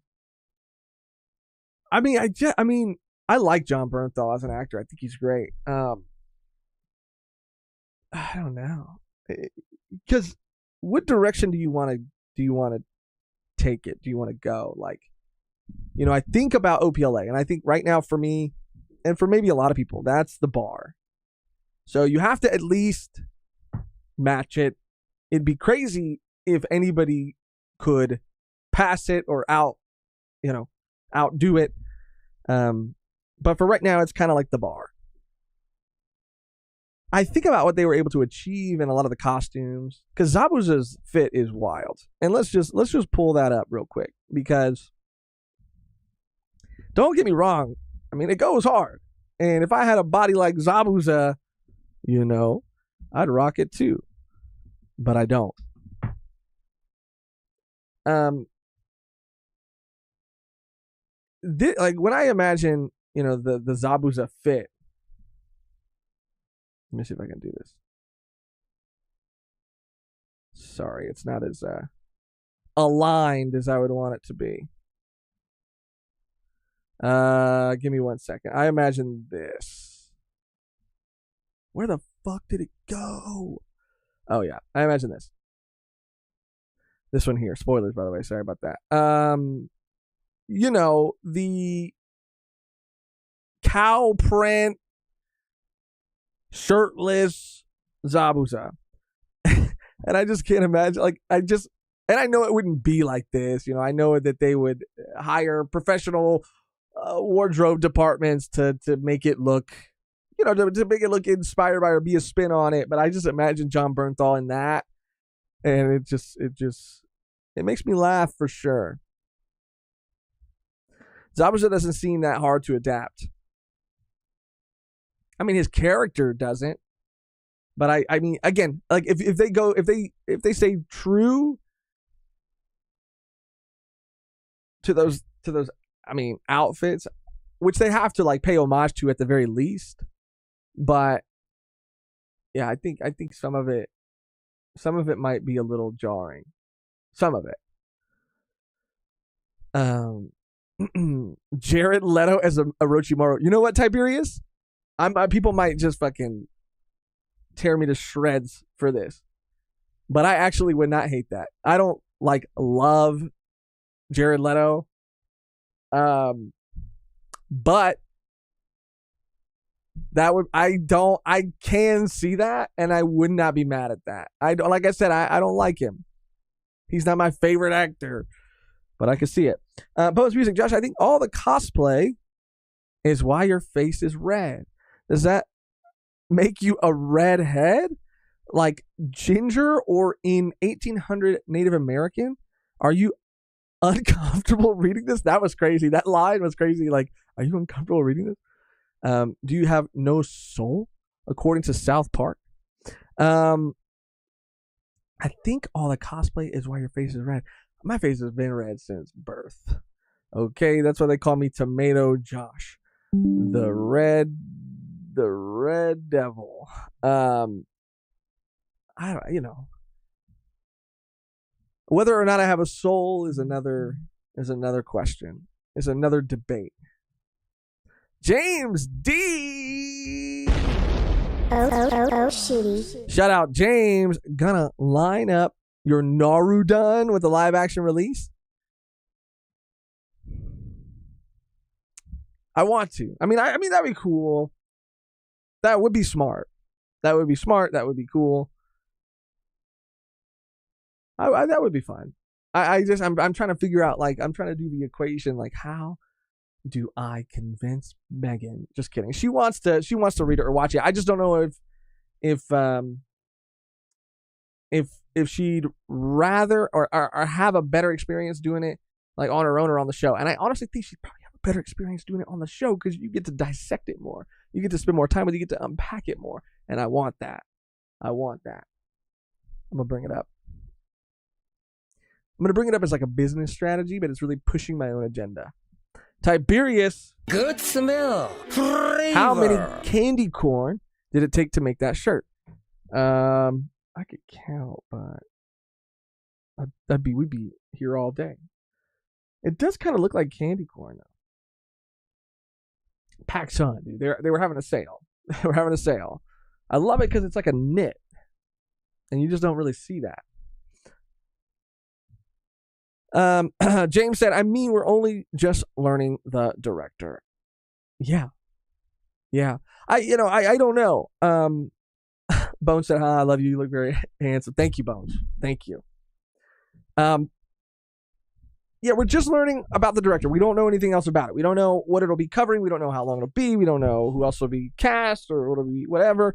We don't know anything about it yet. But and at least for that information, like it doesn't the director's not what gives me red flags. The director, if anything, seems very capable, very, adequate for the job, equipped, experienced for the job, especially with like things like Shang-Chi, like big budget, special effects, heavy visual effect, heavy movies. There are just things that I have trouble picturing being adapted and fitting into one movie. I think maybe if it was a show, I would feel a little differently. I'd still be nervous. I'd still have my reservations. But I think what makes me even more nervous is the fact that it is a movie and not a show. Because, again, movies tend to feel extra rushed because of the 3-act structure, right? You need to have the conflict and the resolution, and you just have certain beats that you like need to hit. So it all feels very like fast, and a lot of times it feels like really crammed together. They could pull it off, and I want them to, but I think because it's a movie, I'm a little extra nervous. That's it. Tiberius is actually cast as Itachi, and I could see that. I can see you in the classic and the iconic Itachi pose, like Roland V. Dub. I think his icon is like that. I can see that. Any Hinata cast ideas? I don't know. Like, even thinking about the cast, I saw someone saying it, and I'm sure they're trolling. I'm positive they're trolling, but who knows? That they want Tom Holland as Naruto, and I do not think I like that. I cannot imagine a human being playing Naruto. I mean, I don't know why. Like when Iñaki was cast and Jacob and everybody who was cast as the Straw Hats, I was like, bro, the Iñaki, perfect. Jacob, like ripped from the pages of the series. I like Sasuke, Naruto. I don't know why it's so. Maybe because they are like I've lived with them my whole life. Like it's been more recent that we've experienced One Piece, that we've gone through all of One Piece and fallen in love with One Piece. But I've been living with Naruto and Sasuke since I was like fucking 12 years old. So I think that's why it's harder for me. Michael Cera as Naruto. Let's get the petition going. Jenna Ortega as Sakura. Bro. I mean, I think it'd be interesting. Movies are different, right? It's very rare, especially from because actually, you know what? Here's another thing. Isaiah said Tom Holland is great, but damn, he doesn't need to be in every project. It's kind of how I feel about like Pedro Pascal's reaching that point, right? Where it's like I love Pedro Pascal, but he doesn't need to be in everything, and he doesn't really need to be Reed Richards.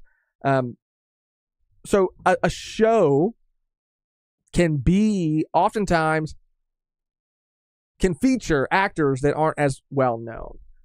And that's what I think made OPLA so successful, because these are very talented actors, but they're not household names. So it's so much easier for them to embody these characters because we associate them with that character from that point on.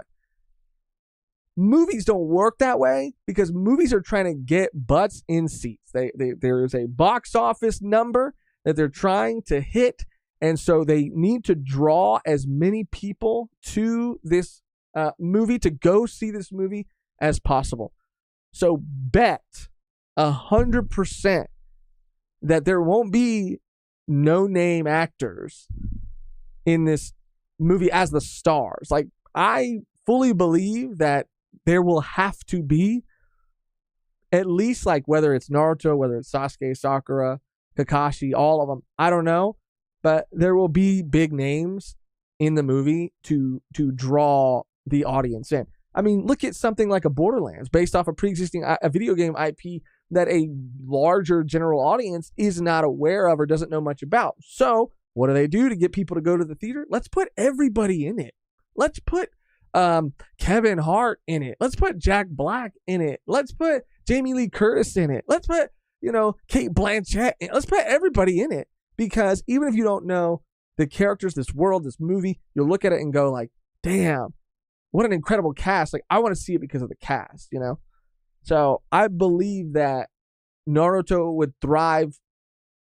A live action adaptation would do better if it featured less known actors, but I just don't think that's going to happen with a movie. D said Shikamaru is the easiest. I think Shikamaru is the easiest. Yeah, Shikamaru is pretty easy. Runham said Tom Holland is like in two things. That is not true, bro. That is not true. I mean, I'm sure you're thinking of like Uncharted and you're thinking of Spider-Man, but I have seen he was in something that was really good. I forget the name of the movie, but he's like solving a murder or something. It's a crazy movie. He was really good. He was actually really good in that. He's in a lot of stuff. James with another donation. Let's go. Shitty. I'll audition for Jiraiya. Long hair, menacing aura, keen eye for measurements, toes. Let's get that petition going. I'm down, dude. I'm down. Let's go. We're gonna need some official cast photos of you, James. Try to use the best quality camera you can get your hands on. We could touch it up, and we'll get the petition going. I'll even maybe Photoshop you with some Jiraiya in maybe your face on Jiraiya's body or something, just to really get the image across, so that we can lock that in. But yeah, I don't know, man. That's just that. We'll see though. I'm gonna follow this. I don't know how much we're gonna cover it. I'll want to cover it as much as I can, the news about the movie, but we'll see. We will see. I'll keep my ear to the ground with that one. Let's just really quickly go through the community live section of the Discord, because that is what these shows are all about. It's a section in our Discord, the link to which you can find in the description below all the time. And oh god, this was fucking crazy, bro. You can always post stuff, articles, whatever, in this channel, and it's a way for us to like go through things that you'd like us to talk about or react to, and kind of see them and have them all in one place. I was just thrown the fuck off because, well, let's just start with that. I wanted to do more research on this other thing before, so I don't know how much I'm going to be able to talk about it, because I just don't. It's a wild story, and the sad thing is it doesn't surprise me, but let's get to some lighthearted stuff first.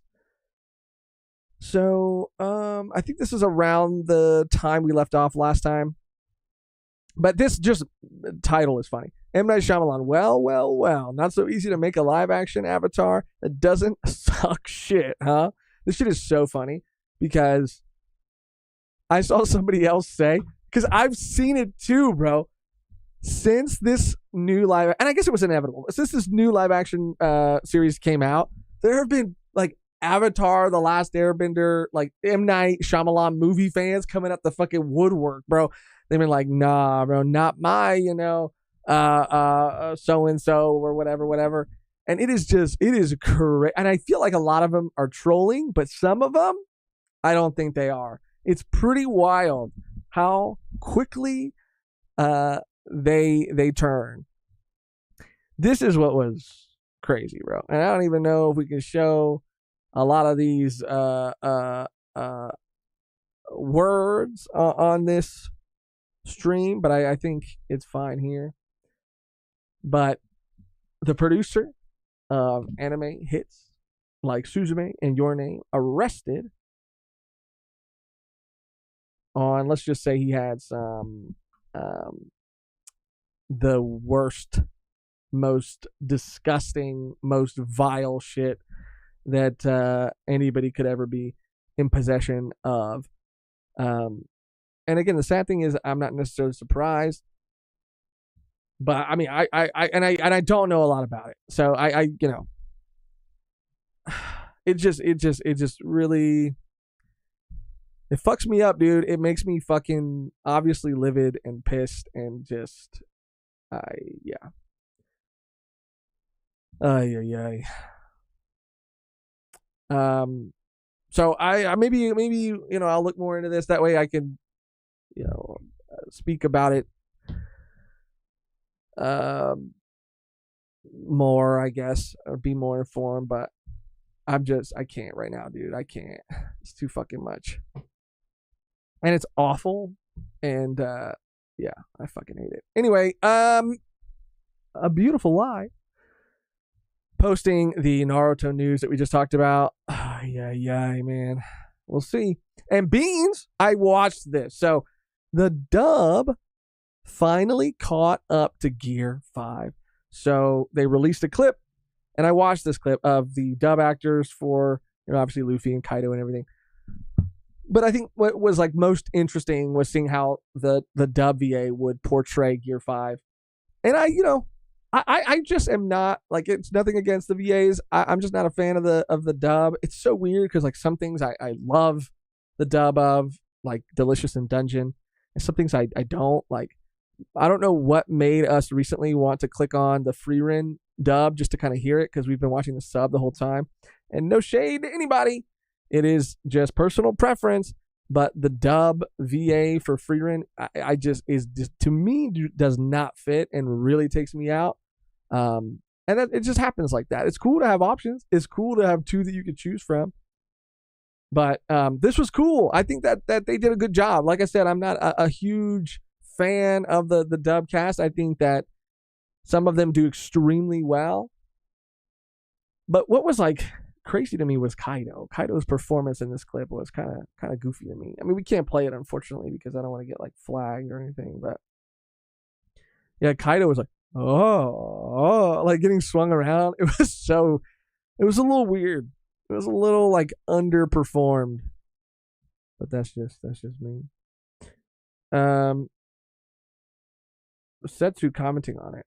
If this is the official dub, I feel like some of the dialogue feels a bit too cheesy, perhaps. Also, some background characters sound weird to me, might be the case of being not used to it, though. And sometimes that is true, right? It's just jarring because you're not used to it. But I also kind of agree that it just, like, it comes across a little different. I mean, I definitely feel the VA for Luffy, the dub VA. Like, I definitely feel them putting their own spin on the performance. And I think they're,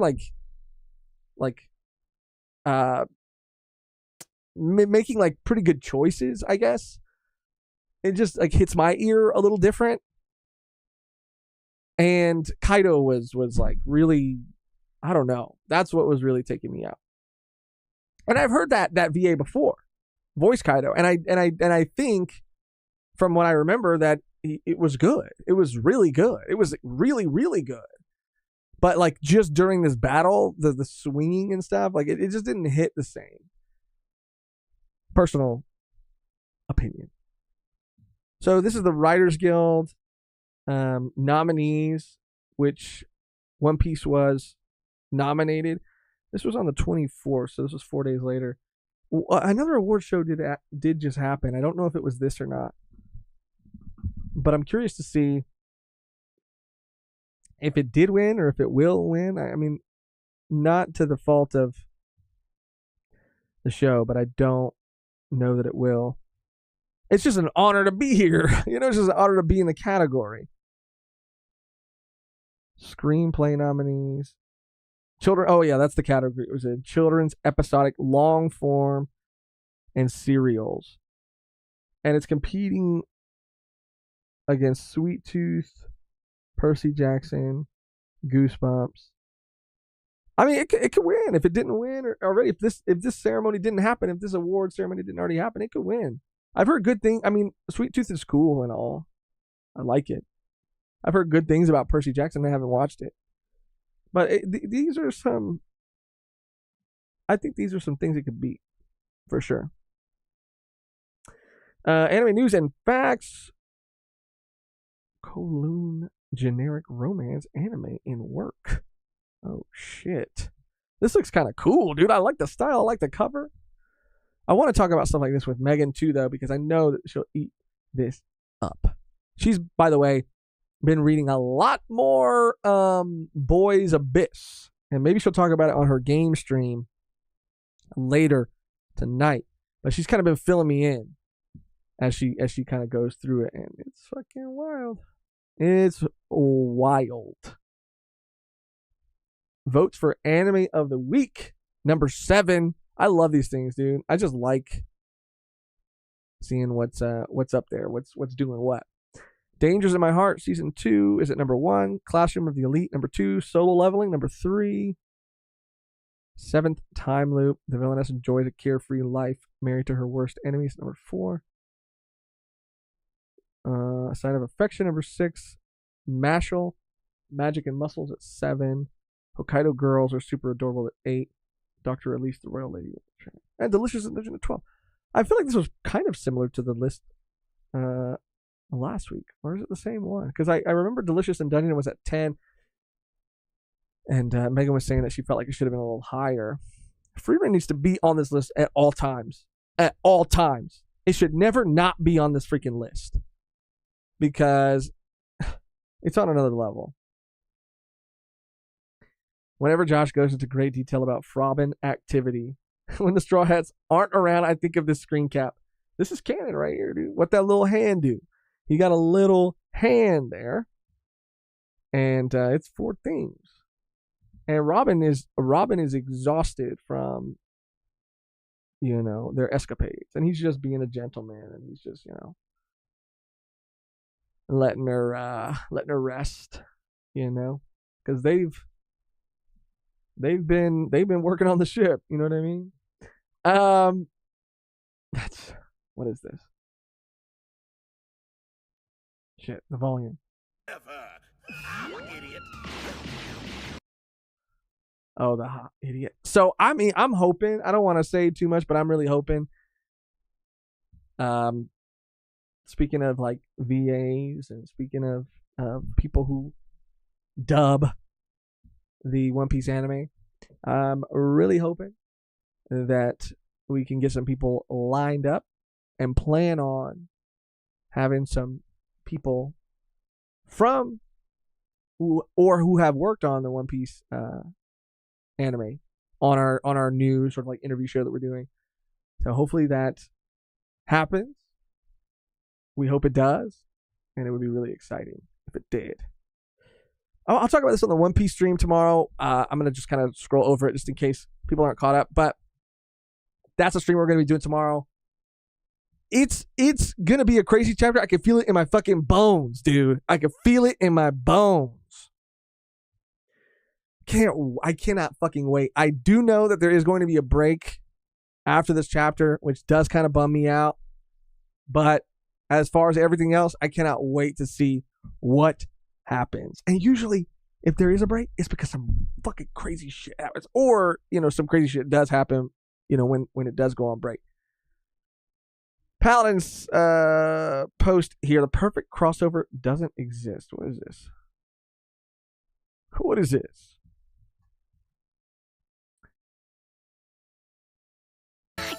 Oh shit! Oh shit! This is lit, actually, because this is the same creator, right? Bro, this is sick. The same creator did Ursa Yatsura, Inuyasha, and Ranma 1/2, I believe. Ranma 1/2 better be in here. Oh, this is sick, bro. This is sick. Is this official? Is this in the anime? Or like some sort of promotional material or something? Bro, I want to watch this clip. I can't play the whole thing on the stream, but that's fucking dope. That's dope. D said, I don't think we're going to get a TCB scan. We'll be waiting for the official release. So, I believe, and I'll just talk about this briefly. that we still will get a chapter tomorrow because, and for those of you who don't know, TCB is one of the. Well, now I feel like now I feel like a rat. There are people, I've already said it, so it doesn't matter, in the community that do some scanlations. Their Twitter's down and has been like deactivated or whatever. So because of everything that had happened recently with the other leakers being arrested, a lot of people were concerned that the same thing was happening to them. But their Discord is still active, from what I understand. Their website is still active. And so I think they're maybe just trying to be a little bit more quiet. So I feel like we will still get a chapter. I feel like they're just trying to be a little quieter about it. Because most people know, and if you know, you know. And if you care enough, then you're in the Discord or you're going to the site already. And they're maybe just trying to not blast it all over Twitter, anymore. Oh, A Beautiful Life is back up. Well, then never mind. There you go. It's back up. False alarm. But I did see that. And people were over the past couple of days were like, they got TCB2. They got them. But that's good. So we will get it. Awesome. I think we're almost caught up. Oh, I saw this too. What the heck? I need to know more. ReZero Season 3. I'm going to be very honest with you. I need to catch up on Season 2. But I'm a huge fan of Season 1. I saw half of Season 2. Just life prevented me from watching the rest. But now I'm going to catch up just so I can be a part of this too. I like ReZero. From what I've seen of it. I saw this, a Parasite movie. Another live action adaptation. I'm gonna need some time. I'm gonna need about another week or two before I can give any sort of thoughts on any live action adaptation. I need a little bit of time to heal, to have some distance, and then maybe I'll be looking at these a little bit more optimistically, like my usual old optimistic self. Josh, when someone likes the live action. Brother, what's that? What's that, brother? Bro, there's some soundboard potential in that, dude. Just the just the second one too. Brother, I like that one. Brother, that has some soundboard potential. Josh seeing Roku. Oh, bro, this better be me right now. Each time when I come here, I am abused. I need to see there needs to be a better reaction that we could use there. Like I need to see. I'm trying to think of all the gifts or things that I can recall from memory. But I gotta find one that matches exactly what I was feeling. Because this is me after a couple weeks of chilling out. Each time when I come here, I am abused. Oh my God. All right, we're caught up on that. Sick. There was something I was literally going to do and forgot. Did I write it down? Bro, I have a list. Fuck. It was literally, okay, it was before this, maybe. Did I say? Oh, I remember. All right, really quickly, I just want to say, because I mentioned, my ears. The cable is pulling on my lobes. I mentioned it at the top, so I just want to cover it a bit. I'm not as knowledgeable as other people in the space are, but it is what it is, right? I'm excited, so I do want to just mention it. A new Legends game was announced for 2025, and I feel Like everything from our childhood, my childhood, right now it is just kind of coming back to bite us in the ass a little bit. You know, a lot of people share similar sentiment that I feel about Marvel, feeling like they've kind of, you know, lost their magic, lost their touch. Pokemon, after the whole Scarlet and Violet fiasco, a lot of people are like, I don't, Game Freak, Pokemon, that was the last straw. I'm fucking out. I feel like we're like really hurting. we're taking blow after blow after blow. However, recently on what was it like Pokemon Day or whatever it's called, Pokemon Presents, they announced the one thing that I hoped they would announce, and that was a Legends game.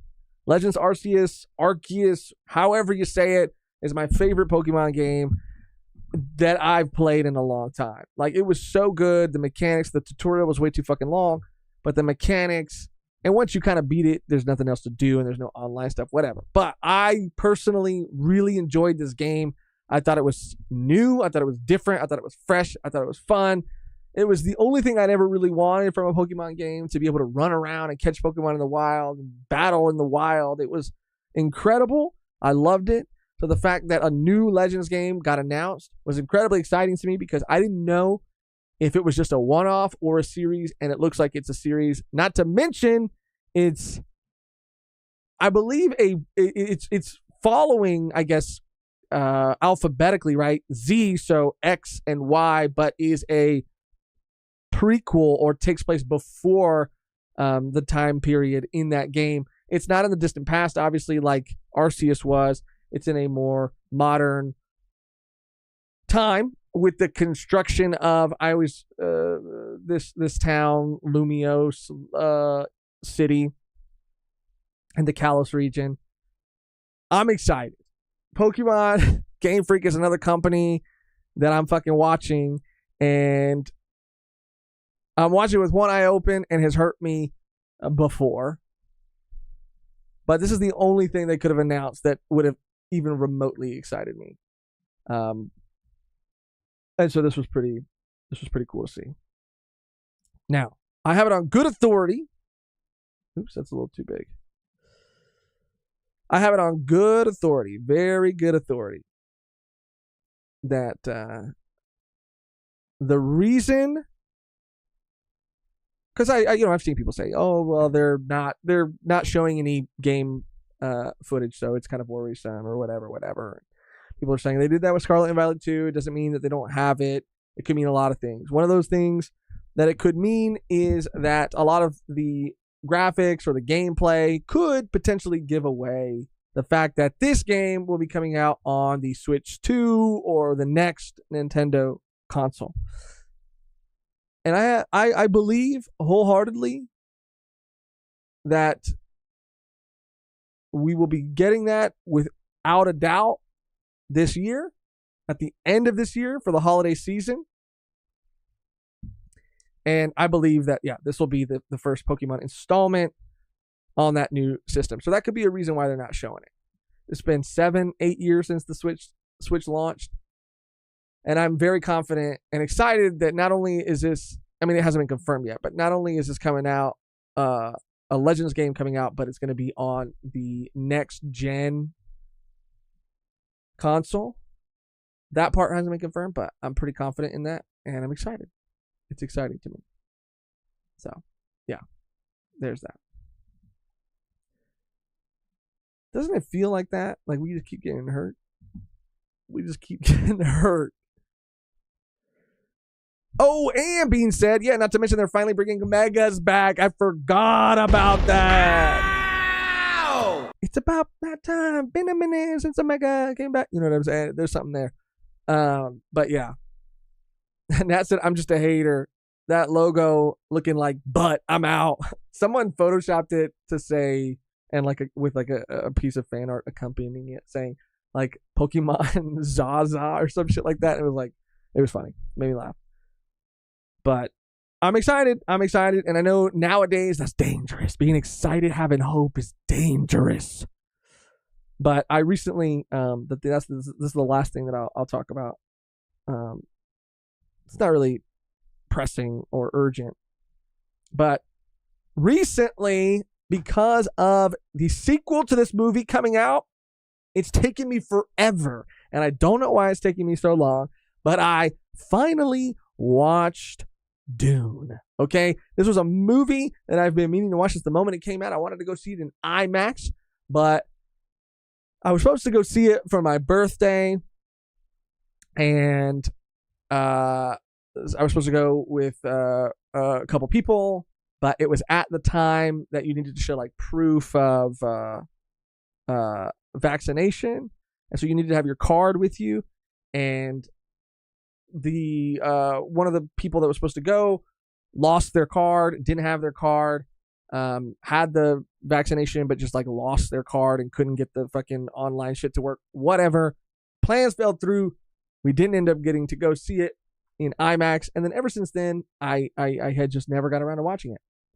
But the sequel, Dune 2, coming out, reviews have been pretty good about it, and reviews were great about the first one.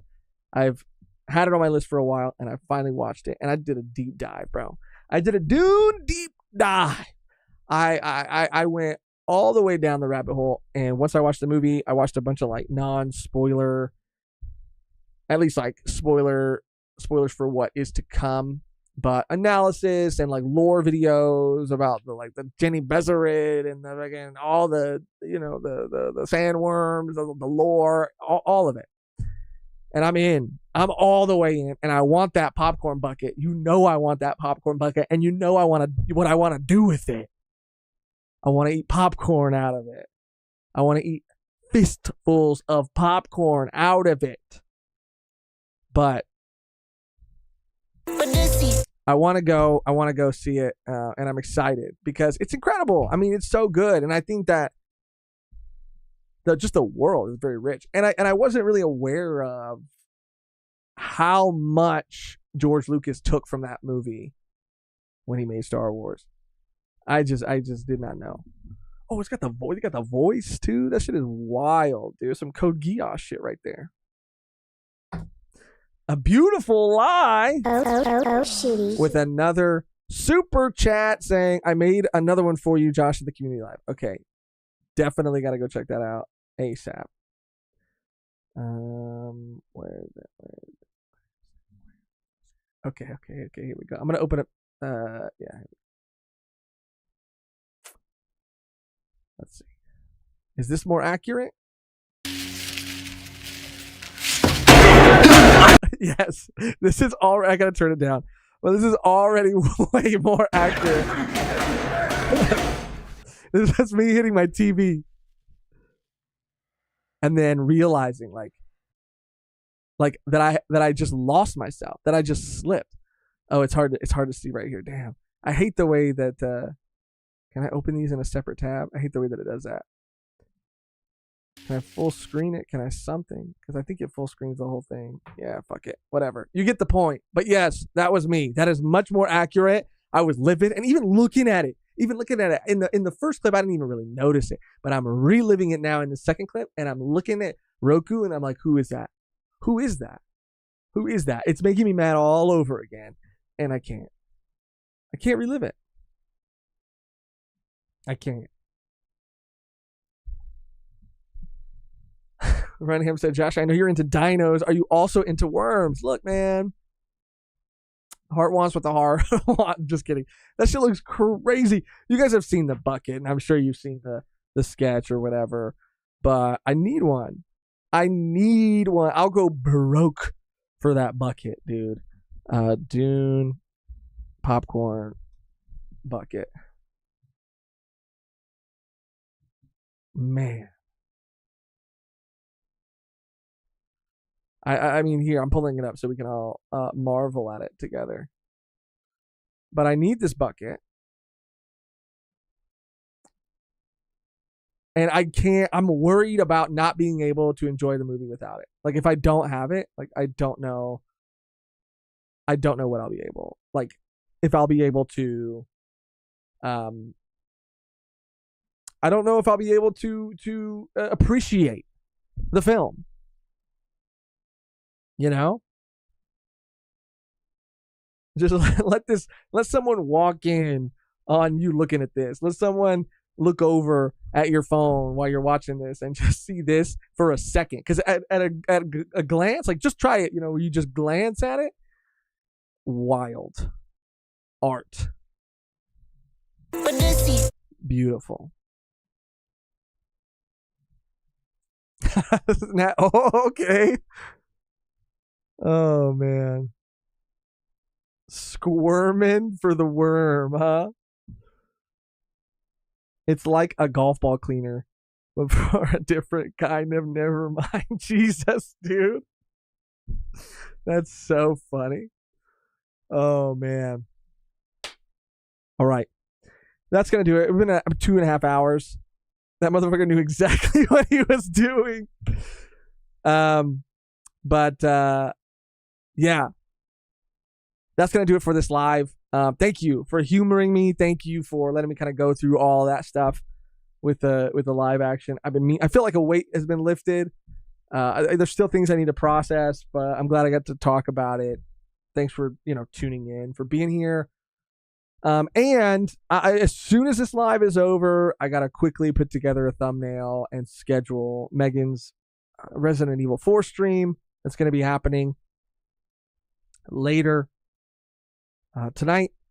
So, like I said, it'll probably be around 5 or 6 PST. I don't know exactly, but just look out for that. Stay tuned for that, and you'll check in with her a little bit later tonight. It's been kind of cool, right? You get me in the morning and Megan at night. You get we're today we took different shifts.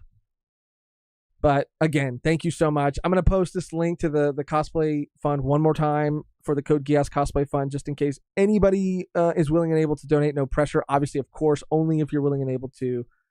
Any amount helps. We're really hoping to be able to cosplay Lelouch or rather Zero and C2 for the final reaction. So yeah, I'll again just post it one more time. No pressure. If you can, that's amazing. If not, thank you for just being a part of this community and for your support. Who Dat for Life Chris. Aang was nowhere to be found. And now, after all, the BLM houses were burned down. Here you are to help with a bucket of water. As if that just changes 100 years of despair and waiting for help. Can you blame me for being jaded? I definitely can't blame anybody for being jaded. But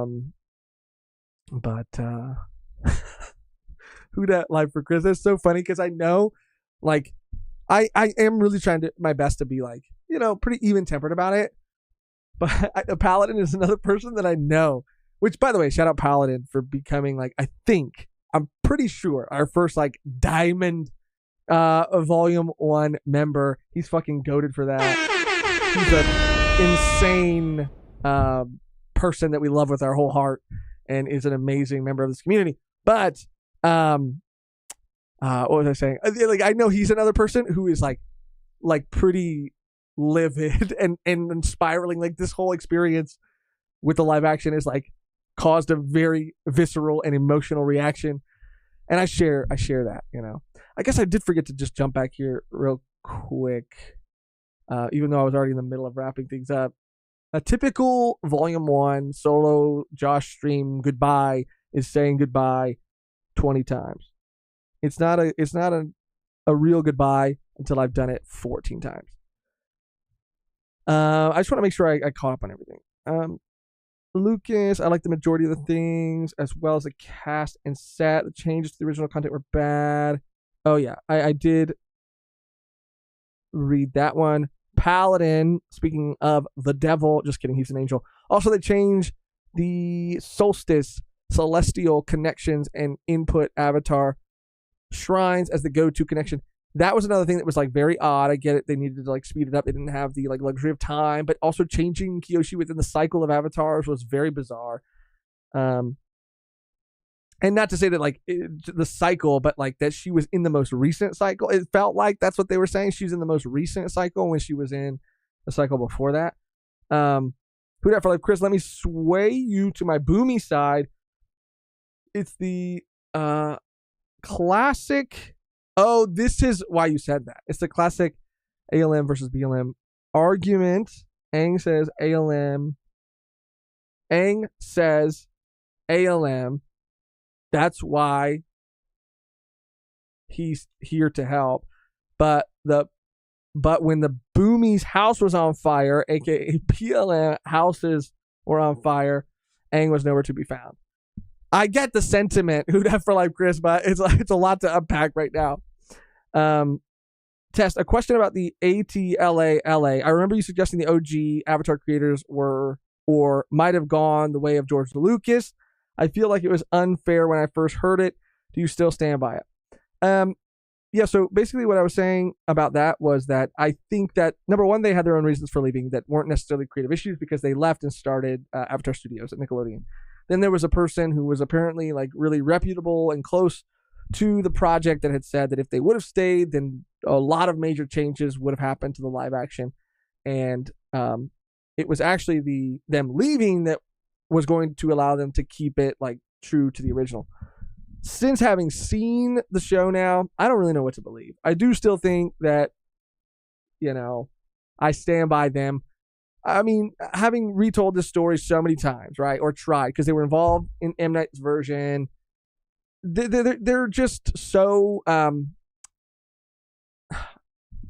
I can only empathize with them because I'm sure as a creative they just want to make new stuff in the Avatar world, but tell new stories within that world, right? And George Lucas and the prequels, that comparison, it still feels like a possibility. Like maybe they were trying to change things. Maybe it wasn't just about the show and them trying to change how things happen in the show. Maybe they were trying to change core things about characters, but after seeing the final result, maybe that would have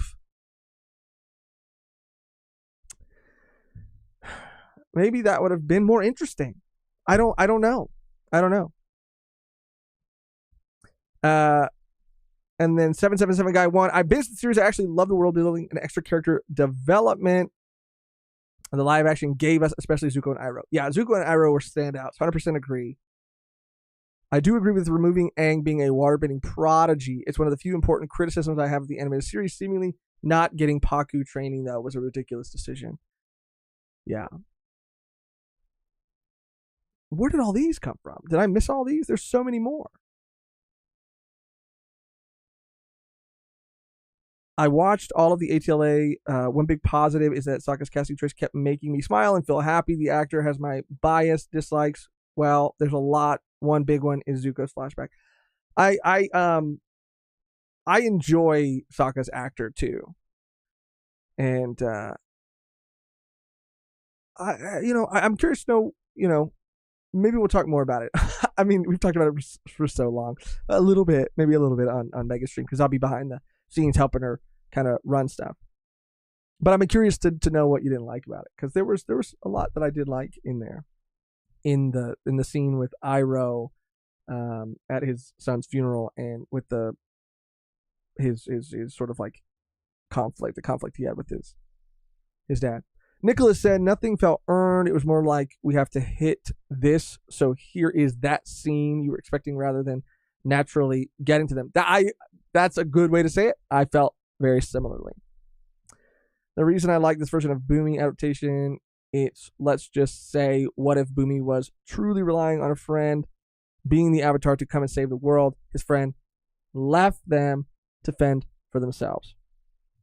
Yeah. Again, I'm so on the fence about it. So on the fence. Yeah. Yeah. All right. Sorry. That's it. Now that's it. LOL, Josh killed his own stream. Oh, what happened? It cut off? You got to start hard cutting the stream off. Keep us on our toes. Oh, we're back. I guess it cut out for a second. My bad. Anyway, I went back to go read some comments or some responses to the question I posted in the beginning, and I don't know how much you missed, but I'll have to go back and check that out. Anyway, I really am wrapping it up for real this time. So thank you guys again for hanging out with me. I appreciate it. You guys are the fucking best. We love you so fucking much and are so grateful to have a place where we could come and I could talk about Avatar: The Last Airbender for like 2 hours plus with you guys. I'm so incredibly grateful. I will be behind the camera tonight on the mic. We're letting Megan do most of the heavy lifting, but I will be back later with her to stream some more Resident Evil 4, so tune into that. If that sounds fun to you, it'll be a good time. The only thing left to do now is to get out of here on our outro. It's always the same and never changes, which today, Megan is, I cut to Megan's camera, is, I don't know.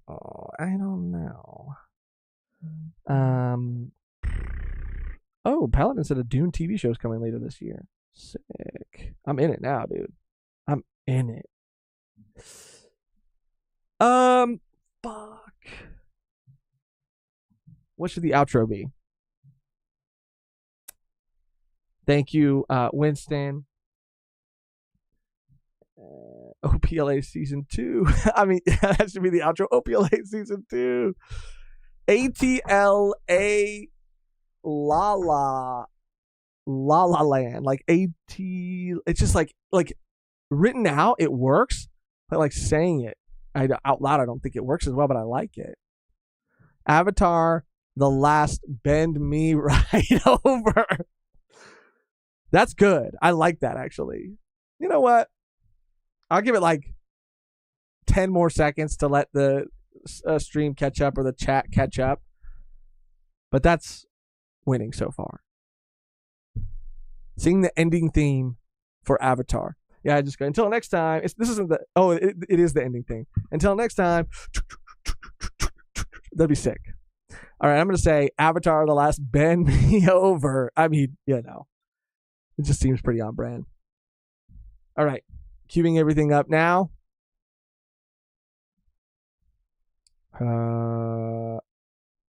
They did my boy dirty. That's good. Batman for Real said, when is Megan's stream? Like I said, maybe around 5 or 6 PST. 5 or 6 p.m. PST. I'm gonna try to schedule all that. It'll probably take me about 30, 40 minutes because I still gotta make the thumbnail for it, schedule it, tag it, all that. But yeah, it shouldn't be too long before it's up. Avatar: The Last Bend Me Over. All right. Thank you so much for watching, for being a part of this community, for hanging out. And until later tonight, Avatar: The Last Bend Me Over. Bend me over. You know who can bend me over, though? I mean, say what you will about some of the character work, but the cast, who they cast as Jet, that's some good casting right there. Sounds good.